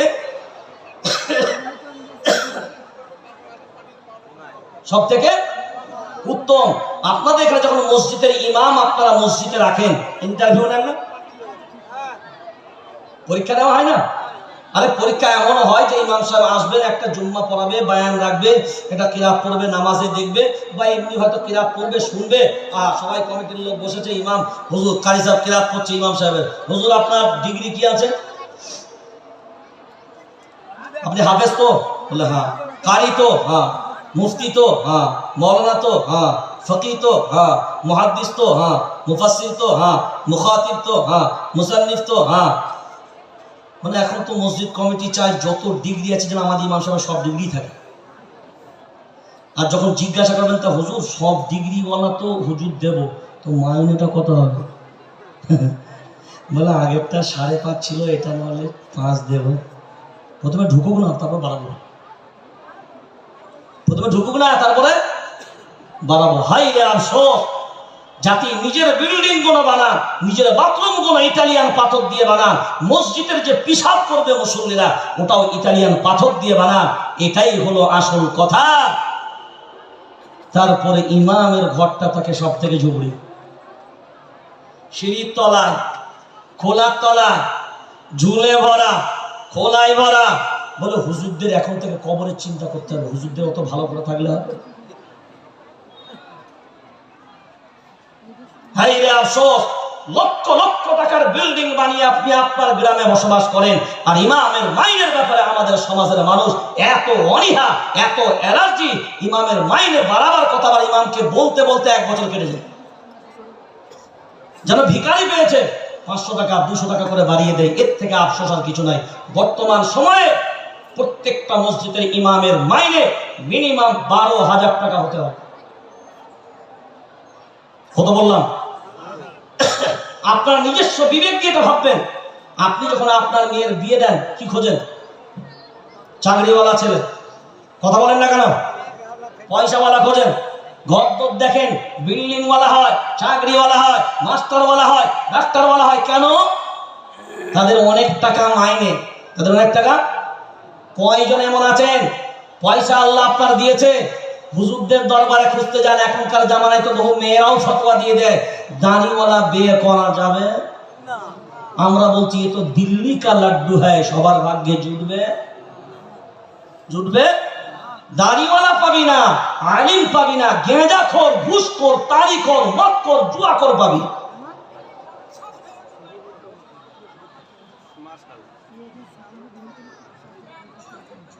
আমরা পশ্চিমবঙ্গ রাজ্য জামিয়াতুল আইম্মাহ ওয়াল উলামার পক্ষ থেকে না ভাবনা চিন্তা করেছি যে মসজিদের ইমামগুলোকে মসজিদ কমিটির সেক্রেটারির মেয়ের সাথে বিয়ে দেবে। বুঝতে পারেন না? যখন মসজিদ কমিটির সেক্রেটারির মেয়ের সাথে মসজিদের ইমামদের বিয়ে হবে, তখন মসজিদের সেক্রেটারিরা ভাববে আমার জামাইয়ের উন্নতি কি করে হবে। এটা বুঝতে পারেন না? তখন ভাববে। আর এমনি সময় যখন ভাবছে জামাই কি করে ভালো হবে, মেয়ের ঘর কি করে ভালো হবে, মেয়ে কি করে সুখে থাকবে, মেয়ে কি করে ভালো হবে, তো আপনার বিবেকে লাগে না যে আপনার মসজিদের ইমাম, তারও তো মেয়ে আছে, তারও তো ছেলে আছে, তার পরিবারটা কিভাবে ভালো চলবে? ঝাঁট না দিলে অপরাধ, মুটা সোজা না করলে অপরাধ, সবটাই আপনার অপরাধ। তো আপনি তো সেক্রেটারি, আপনি তো ঝাঁট দিতে পারেন। ইমাম তো ঝাঁট দেওয়ার জন্য নয়। কোরআনুল কারীম সূরা তাওবা 10 নম্বর পারা 8 নম্বর সাফা, ইন্নামা ইয়ামুরু মাসাজিদাল্লাহ, মসজিদকে আবাদ করবে তারা 5 গুণওয়ালা হবে যারা। বলে আমার সাথে, কয় গুণওয়ালা হবে যারা? হ্যাঁ, ইন্নামা ইয়ামুরু মাসাজিদাল্লাহ মান আমানা বিল্লাহ ওয়াল ইয়াউমিল আখির ওয়া আকামাস সালাহ ওয়া আতাজ যাকাহ ওয়া লাম ইয়াখশা ইল্লাল্লাহ। এই 5 গুণওয়ালা হবে যারা, মসজিদের আবাদকারী হবে তারা। আর এই 5 গুণ হবে না যাদের, মসজিদ আবাদ করতে হবে না তাদের। কারণ আল্লাহ কোরআনের ফায়সালা। আর আজ আমাদের মসজিদ পরিচালিত হয়, আমরা ইমাম নেব জ্ঞানী মানুষ, প্রধানমন্ত্রী হয় সিলেকশন, পঞ্চায়েত প্রধান হয় সিলেকশন, বিডিও সাহেব হয় সিলেকশন, সব সিলেক্ট করা হয়। হ্যাঁ, ইনি বিডিও হবেন, ইনি এসপি হবেন, ইনি ডিএসপি হবেন, ইনি আইজি হবেন, ইনি ডিআইজি হবেন, ইনি ডেপুটি কমিশনার হবেন, সব কিছু সাজানো হয়। পঞ্চায়েত মেম্বার সেও পর্যন্ত হবে সিলেকশন, সেও পর্যন্ত সিলেক্ট করা হবে। মসজিদের ইমামও সিলেকশন হয়, সিলেক্ট করা হবে, নির্বাচন করা হবে, সবাই নির্বাচিত হয়ে আসে। মসজিদের ইমাম তিনিও নির্বাচিত হয়ে আসেন। কিন্তু বড় দুঃখ নিয়ে বলছি, আমাদের সমাজে একটা পদ এমন আছে যেটা নির্বাচিত হয় না, নির্বাচনের প্রয়োজন হয় না, সেটা হলো মসজিদের মুক্তাদি। নির্বাচন হয়? কথা বলেন না। নির্বাচন হয় যে মসজিদের মুক্তাদি হবে কারা? এই গুণওয়ালা হবে যারা। আপনি যেমন বলছেন হাফেজ নেবো, কারি নেবো, মুফতি নেবো, ফাকিহ নেবো, মুহাদ্দিস নেবো, মুফাসসির নেবো, মুখাতিব নেবো, মুসান্নিফ নেবো, মুরাকিব নেবো, মুজাদ্দিদ নেবো, যত যা আছে সব লাগিয়ে দিলেন। আরে সব লাগান, আপনার ইচ্ছা আছে, শখ আছে, নিতে পারেন, অসুবিধা নাই। কিন্তু আজ যদি মসজিদের ইমামরাও বলে, আমরা যদি জামিয়াতুল আইম্মার পক্ষ থেকে একটা করে লিস্ট প্যাডে দিয়ে প্রত্যেকটা মসজিদে টাঙিয়ে দিই যে আজ থেকে মুচুল্লি নির্বাচন হবে, আমাদের ইমামরা ঘোষণা করবে যে বেটার বিয়েতে পণ নিয়েছে ও মুচুল্লি এই মসজিদের মুক্তাদি হবে না, যার দাড়ি থাকবে না এই মসজিদের মুক্তাদি হবে না, যে সুদ ছাড়বে না এই মসজিদের মুক্তাদি হবে না, যে যার বেটা, যার বিবি বাচ্চা বেপর্দায় থাকবে, পর্দায় থাকবে না, ও আমার এই মসজিদের মুসল্লি হবে না। এমন করে যদি সাজিয়ে দেওয়া হয়, এই লিস্টটা যদি হয়, তাহলে তো আপনাদের নদিয়ার মসজিদগুলো মুসল্লিতে ভরে যাবে।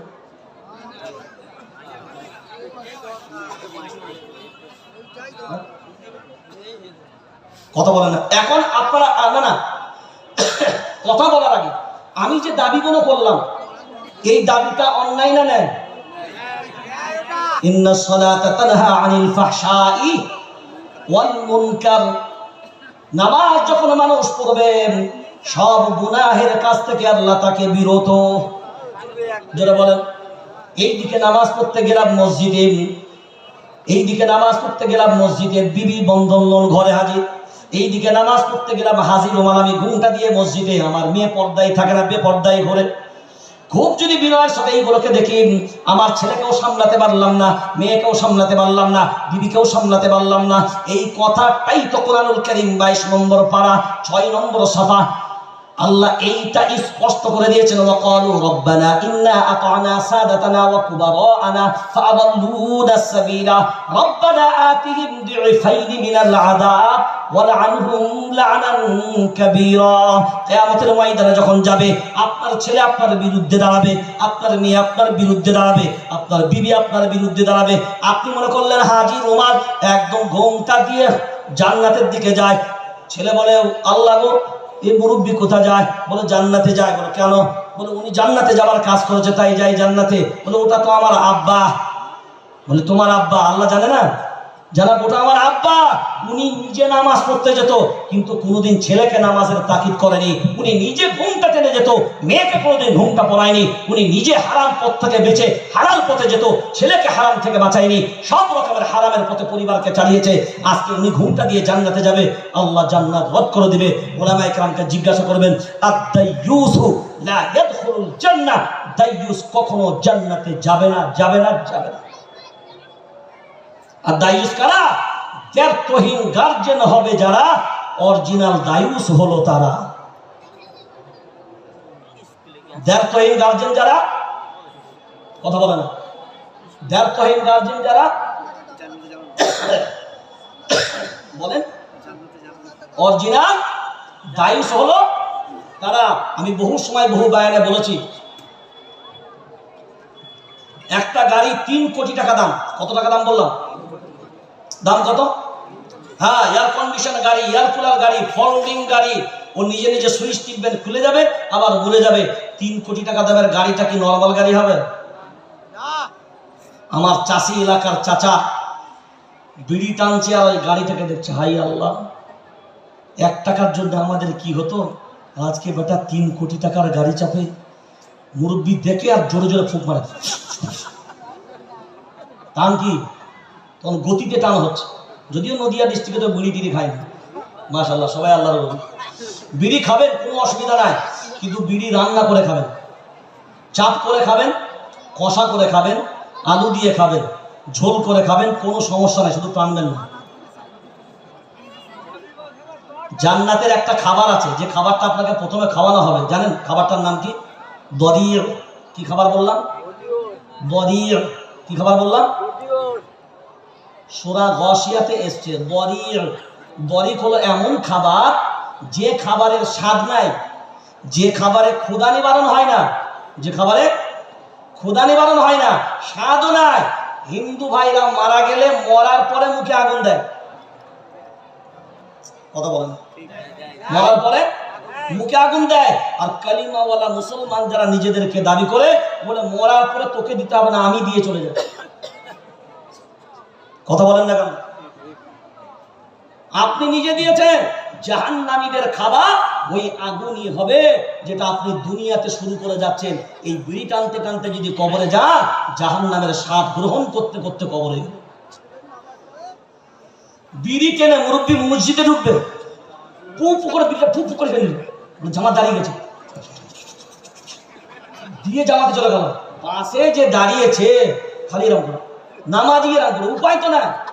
ফেরেশতা বলছে, আল্লাহ এই মালটাকে কি করবো, রাখবো না ঠুকে দেবো? এত বিড়ির গন্ধ। শুধু ওটা নয়, আপনাদের কবর কাটে না, কবর কাটে না, হাজি সাহেবের লাশ কবরে রাখবে। কার লাশ? নামাজি মুসল্লি হাজি সাহেবের। গোলাপ পানি দিয়ে, জমজমের পানি দিয়ে মাইয়াতকে গোসল। কি পানি দিয়ে বলে? একদম আবে জমজম, একদম মনে করলে আবে হায়াতে একদম মাশাআল্লাহ, জমজমের পানি দিলেন হাজি সাহেবকে, মাশাআল্লাহ, গোসল টোসল সবই হলো। এবার কবরে যখন দিলেন, তো ফেরেশতা আর কবরে ঢুকছেন। আল্লাহ বলছে, ব্যাপারটা তো বুঝলাম না, দরজা তো খোলা আছে, তুমি যাও না কেন? বলে, আল্লাহ যাবো কি, মাল তো চারিদিক দিয়ে সিল করে দিচ্ছে, আর ভেতরে যা ছাড়ছে এর গ্যাস, মাটিতে মাটিতে বিড়ির গ্যাস। কারণ যারা কবর কেটেছে, বিড়ি টেনেছে আর কোদাল মেরেছে। কবরের ভিতরে আল্লাহর ভয় নাই। নামাজি মুসল্লি পরেশগার মানুষদের দিয়ে কবর কাটান, কারণ ওটা আপনার জন্য, ওটাই প্রথম স্থান যেটা আপনার জন্য জান্নাত কিংবা জাহান্নামের ফায়সালা হবে। বুঝতে পারেন নাই? প্রত্যেকটা মানুষ, এই যে আপনারা আছেন, প্রত্যেকটা মানুষের নামে জাহান্নাম আছে। প্রত্যেকটা কি? প্রত্যেকটা মানুষের নামেই জাহান্নাম আছে, আর প্রত্যেকটা মানুষের নামেই জান্নাত আছে। যে জান্নাতকে জিততে পারবে জান্নাতে যাবে, আর যে জান্নাতকে জিততে পারবে না তার আপন নিজের জাহান্নামে। লাতারাবুন্নাল জাহিম, প্রত্যেকটা মানুষকে কবরে তার জাহান্নাম দেখানো হবে। প্রত্যেকটা মানুষকে দেখানো হবে। সে তার জাহান্নাম দেখার পরে ফেরেশতা বলবে এটা তোমার জাহান্নাম ছিল, কিন্তু তুমি এটাই যাবে না। আল্লাহ তোমার জন্য বড় দয়া করে, কারণ তোমাকে এর থেকে তোমার এটাকে ক্যান্সেল করে আল্লাহ তোমার জন্য এই দেখো জান্নাতের সুসংবাদ দিয়েছে। যারা দরজা খায় তাদের কি হবে?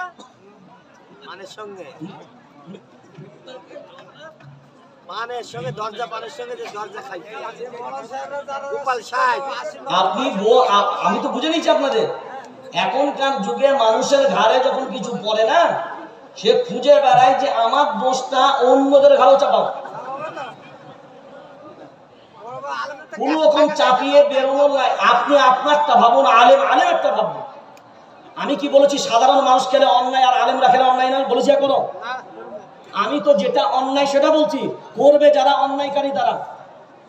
আপনি যখন তুলছেন বুঝতে হবে আমারটা অপরাধ ধরা পড়ে গেছে, ওদেরকেও জড়িয়ে দেবে। বুঝতে কথাটা কি? এখনকার যুগটা তো এরকমই চলছে। আর এই করে করে মানুষ কি করে অপরাধী বন থেকে, অপরাধের জগৎ থেকে নিজেদেরকে বাঁচানোর চেষ্টা করে। আগুন তোলাতলি গুলো যত বন্ধ করে নিজের দিকে আমরা যত বেশি তাকাবো, নিজের দিকে যত বেশি তাকাবো, খুব ভালো করে ফলো করবেন, তত বেশি আমাদের জীবন মঙ্গল হবে। আপনাকে একজন বলে এই গাছে উঠবি না, আর একজন গাছে উঠে বসে আছে। আপনি বলেন ও যদি উঠে আমি কেন উঠবো না? আপনাকে একটা জিনিস ভাবতে হবে, নিশ্চয়ই আমাকে উঠতে বারণ করেছে, কিছু আমার এর ভিতরেই ভালাই আছে। বুঝতে পারেন না? যত নিজেকে ছোট করবেন, মান তাওয়াদা লিল্লাহি রাফাআহুল্লাহ, আল্লাহ আপনার মর্যাদা বাড়াবে। আজকে আমরা শুধু ইমাম আর আলিমদের ভুল ধরার জন্য ছোটাছুটি করি, কিন্তু নিজেদের ভুলগুলোকে আমরা কোনোদিন নিয়ে আসি না সামনে। এগুলো যদি নিয়ে আসতাম সমাজ পরিবর্তন হয়ে যেতে পারে। কাউকে দেখার দরকার নাই। আল্লাহর নবী যখন বলেছেন আল ইমামু দামিনু, ইমামরা হবে তোমাদের জিম্মাদার। হ্যাঁ, আমাদের উলামায়ে কেরামদেরকে, আমাদের ইমামদেরকে বর্তমান সময়ে অনেক জিম্মাদারি দিতে হবে, অনেক জিম্মাদারি, অনেক বেশি আগের থেকে দায়িত্ব নিতে হবে। আমরা মনে করি মসজিদের ইমামতি করছি, চাকরি আমার জন্য বাধা হয়ে গেছে, আর কোনো টেনশন নাই। না, আপনি মসজিদে যখন থাকবেন আপনাকে গ্রামের কথা, সমাজের কথা সব ভেবে আপনাকে ইমামতি করতে হবে। আপনাকে ভাবতে হবে যে আমি একজন ইমাম, কিন্তু আপনার প্রতি সমস্ত গ্রামের মানুষের নজর আছে। সাধারণ মানুষের কাছে কেউ নজর দেবে না। আজ আমাদের সমাজে এই জায়গাগুলো থেকে যদি আমরা নিজেদেরকে পরেজ না করি, যত দিন যাবে তত দিন আমরা আস্তে আস্তে খারাপের দিকে চলে যাব। চলেন যে হাদিসের ব্যাখ্যা করতে করতে প্রায় শেষ লগ্নে, তাহলে ওয়ালা ইয়াবকা মিনাল কুরআন ইল্লা রাসমু, কোরআন শুধু রিসম রাওয়াজের জন্য থেকে যাবে। মাসাজিদুহুম আমিরাতুন ওয়া হিয়া খারাবুম মিনাল হুদা। এরপর আল্লাহর নবী বলছেন মসজিদ হবে, ইমারতগুলো হবে, চকচকে হবে, কিন্তু যেগুলো ভিতরে থাকবে ওগুলো সব গোলমাল হবে। মসজিদের ইমারতটা কি চকচকে হবে, অনেক ঝকঝকে হবে, নামাজ পড়বেন আপনার প্রতিচ্ছবি আয়নার মতন ভাসবে, কিন্তু অন্তরটা আয়নার মতন হবে। কথা বল, অন্তরটা আয়নার মতন হবে না। আজ তো বর্তমান সময়ে আমাদের অধিকাংশ মসজিদে, রাগ করেন না, যে নামাজগুলো মুসল্লিদের না দাঁড়ানো ঠিক থাকে, না তাহরিমাত ঠিক থাকে, না কাতারের ঠিক থাকে, না সূরা কিরাতের ঠিক আছে। যদি ইমাম বলে এখন এটা ভুল হচ্ছে, আপনার ঠিক করতে হবে, বলে এতদিন কেউ বললো না, তুমি বেশি জানতা হয়ে গেছো। বাস একটাই কথা শিখে নিয়েছে। কিন্তু ইসলামের বিধান হলো এইটা, যে সময় আপনার কাছে সঠিক বার্তা চলে আসবে সব ভুলে গিয়ে কোরআন সুন্নাহর উপরে আপনাকে চলতে, জোরে বলেন, চলতে হবে। তাহলে আমার রব হলো ইমাম ওয়ালাদের গার্জেন, ইমাম ওয়ালাদের গার্জেন। আর আল্লাহর নবী বলেছেন আমার পরিবার হলো কোরআন ওয়ালারা, আহলুল কুরআনুন আহলুল্লাহ। আল্লাহর পরিবারের উপরে আঙুল তুলবে যারা, আল্লাহর উপরে আঙুল তুলেছে তারা। আল্লাহর পরিবারের উপর সম্মান করবে না যারা, আল্লাহকে সম্মান করবে না তারা। কারণ এটা হলো আল্লাহর পরিবার, কারণ কোরআন হলো আল্লাহর কালাম। সেই কালাম এত সহজ জিনিস নয়। আপনি যত বড় মানুষ হন, যেমন আবেদ হন, তারপরেও আল্লাহর নবী যখন এই কথা বলেছেন তোমাদের মাঝে ওই ব্যক্তি উত্তম, এই কথাটা যখন নবী বলছেন তখন আবু বকর সিদ্দিক বেঁচে, হযরত ওমর বেঁচে, হয়তো ওসমান বেঁচে, হয়তো আলী রাদিয়াল্লাহু তাআলা আনহু বেঁচে।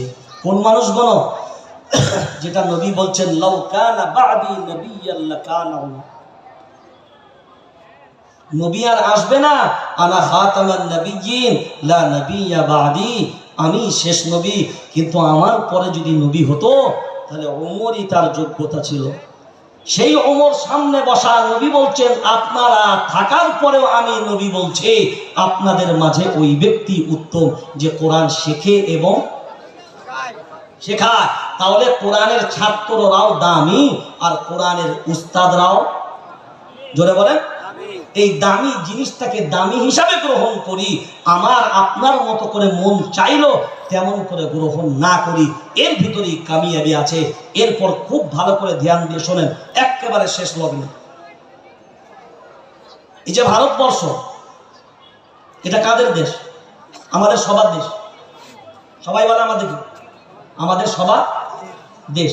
এই ভারতবর্ষের একটা সংবিধান আছে, ভারতবর্ষে একটা সংবিধান আছে। সংবিধান কেউ দেখেছেন, পড়েছেন? আমি ভারতবর্ষের সংবিধানের ছাত্র, আমি একজন ভারতবর্ষের সংবিধানের ছাত্র। সংবিধান আমার কাছে আছে, আমি পড়ি। ভারতবর্ষের সংবিধান যেমন ভারতবর্ষের আইনের জন্য আপনাকে ফলো করতে হবে, দেশের প্রধানমন্ত্রীও সংবিধানের ঊর্ধ্বে নয়, রাষ্ট্রপতিও সংবিধানের ঊর্ধ্বে নয়। কিন্তু আপনাদেরকে বর্তমান সময়ে দুটো কথা শুধু হাতে ধরে পায়ে ধরে বলে যাচ্ছে। আজ যদি আমরা নিজেরা শুধরাতে না পারি, আজ যদি আমরা আমাদের নিজেদের ভিতরে কাদা ছোড়াছড়ি বন্ধ না করি, বাবরিকে তো পাইনি, তবে হ্যাঁ বাবরি কিন্তু যায়নি। বাবরি, কথা বলেন, বাবরি সবাই বলেন হ্যাঁ। যেটা মসজিদ একবার উল্লেখ হয়ে যায় কিয়ামত পর্যন্ত মসজিদ থেকে, সুবহানাল্লাহ, কিয়ামত পর্যন্ত। আর সুপ্রিম কোর্টের জাজমেন্টের কপি আমার কাছে আছে, আমরা তো আইনের মানুষ। সুপ্রিম কোর্টের জাজমেন্টের কপি আমার কাছে আছে। সুপ্রিম কোর্টের জাজমেন্ট হলো একটা মসজিদ যদি একবার মসজিদ উল্লেখ হয়ে যায়, সেইটা আর কাটার ক্ষমতা কারোর নাই। তাহলে বাবরি মসজিদ কি মসজিদ ছিল না? কাটলো কেন? আইনে কেটেছে না, আপনার আমার ইমানের দুর্বলতার জন্য এটা সম্ভব হয়েছে।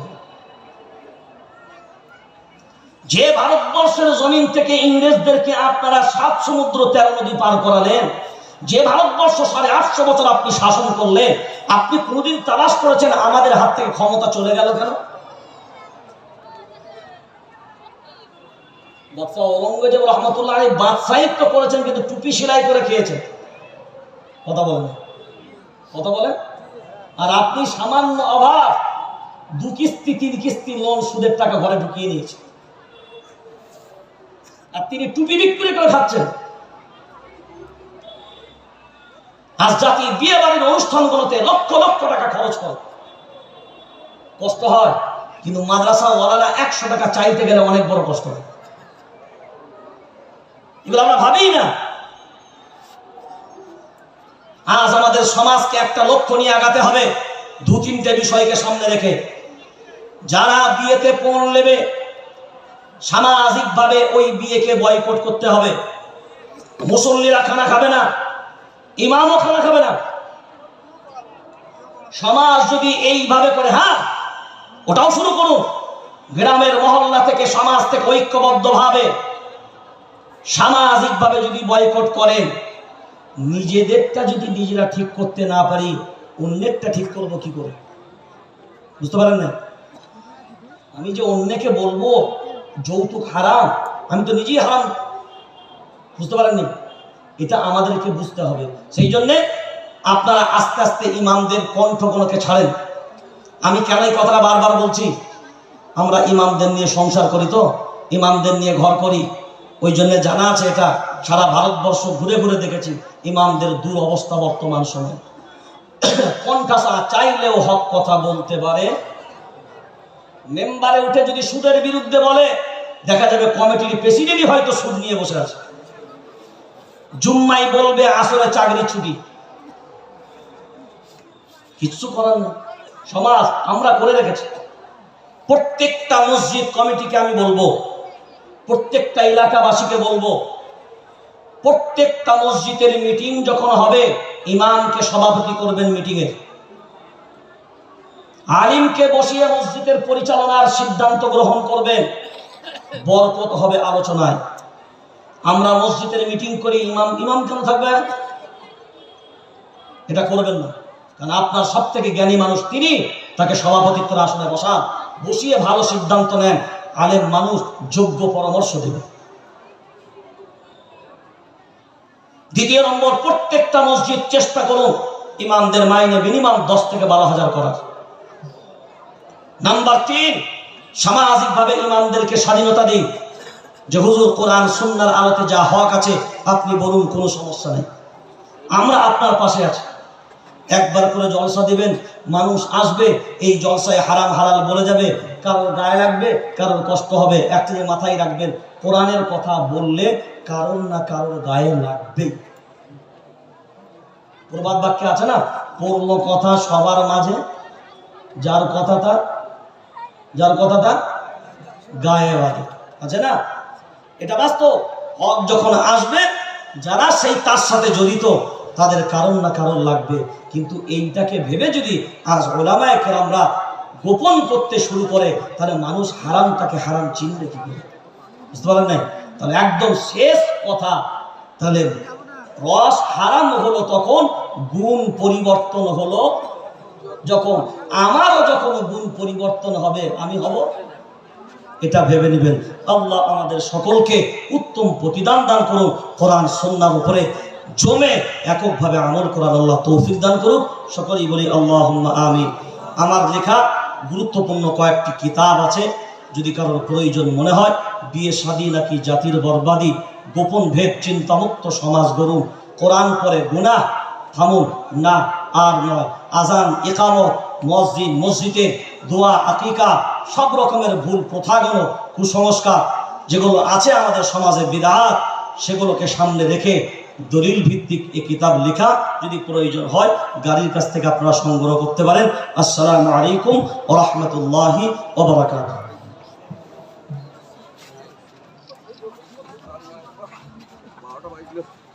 আসসালামু আলাইকুম। আলহামদুলিল্লাহ, আমরা প্রধান বক্তার বক্তব্য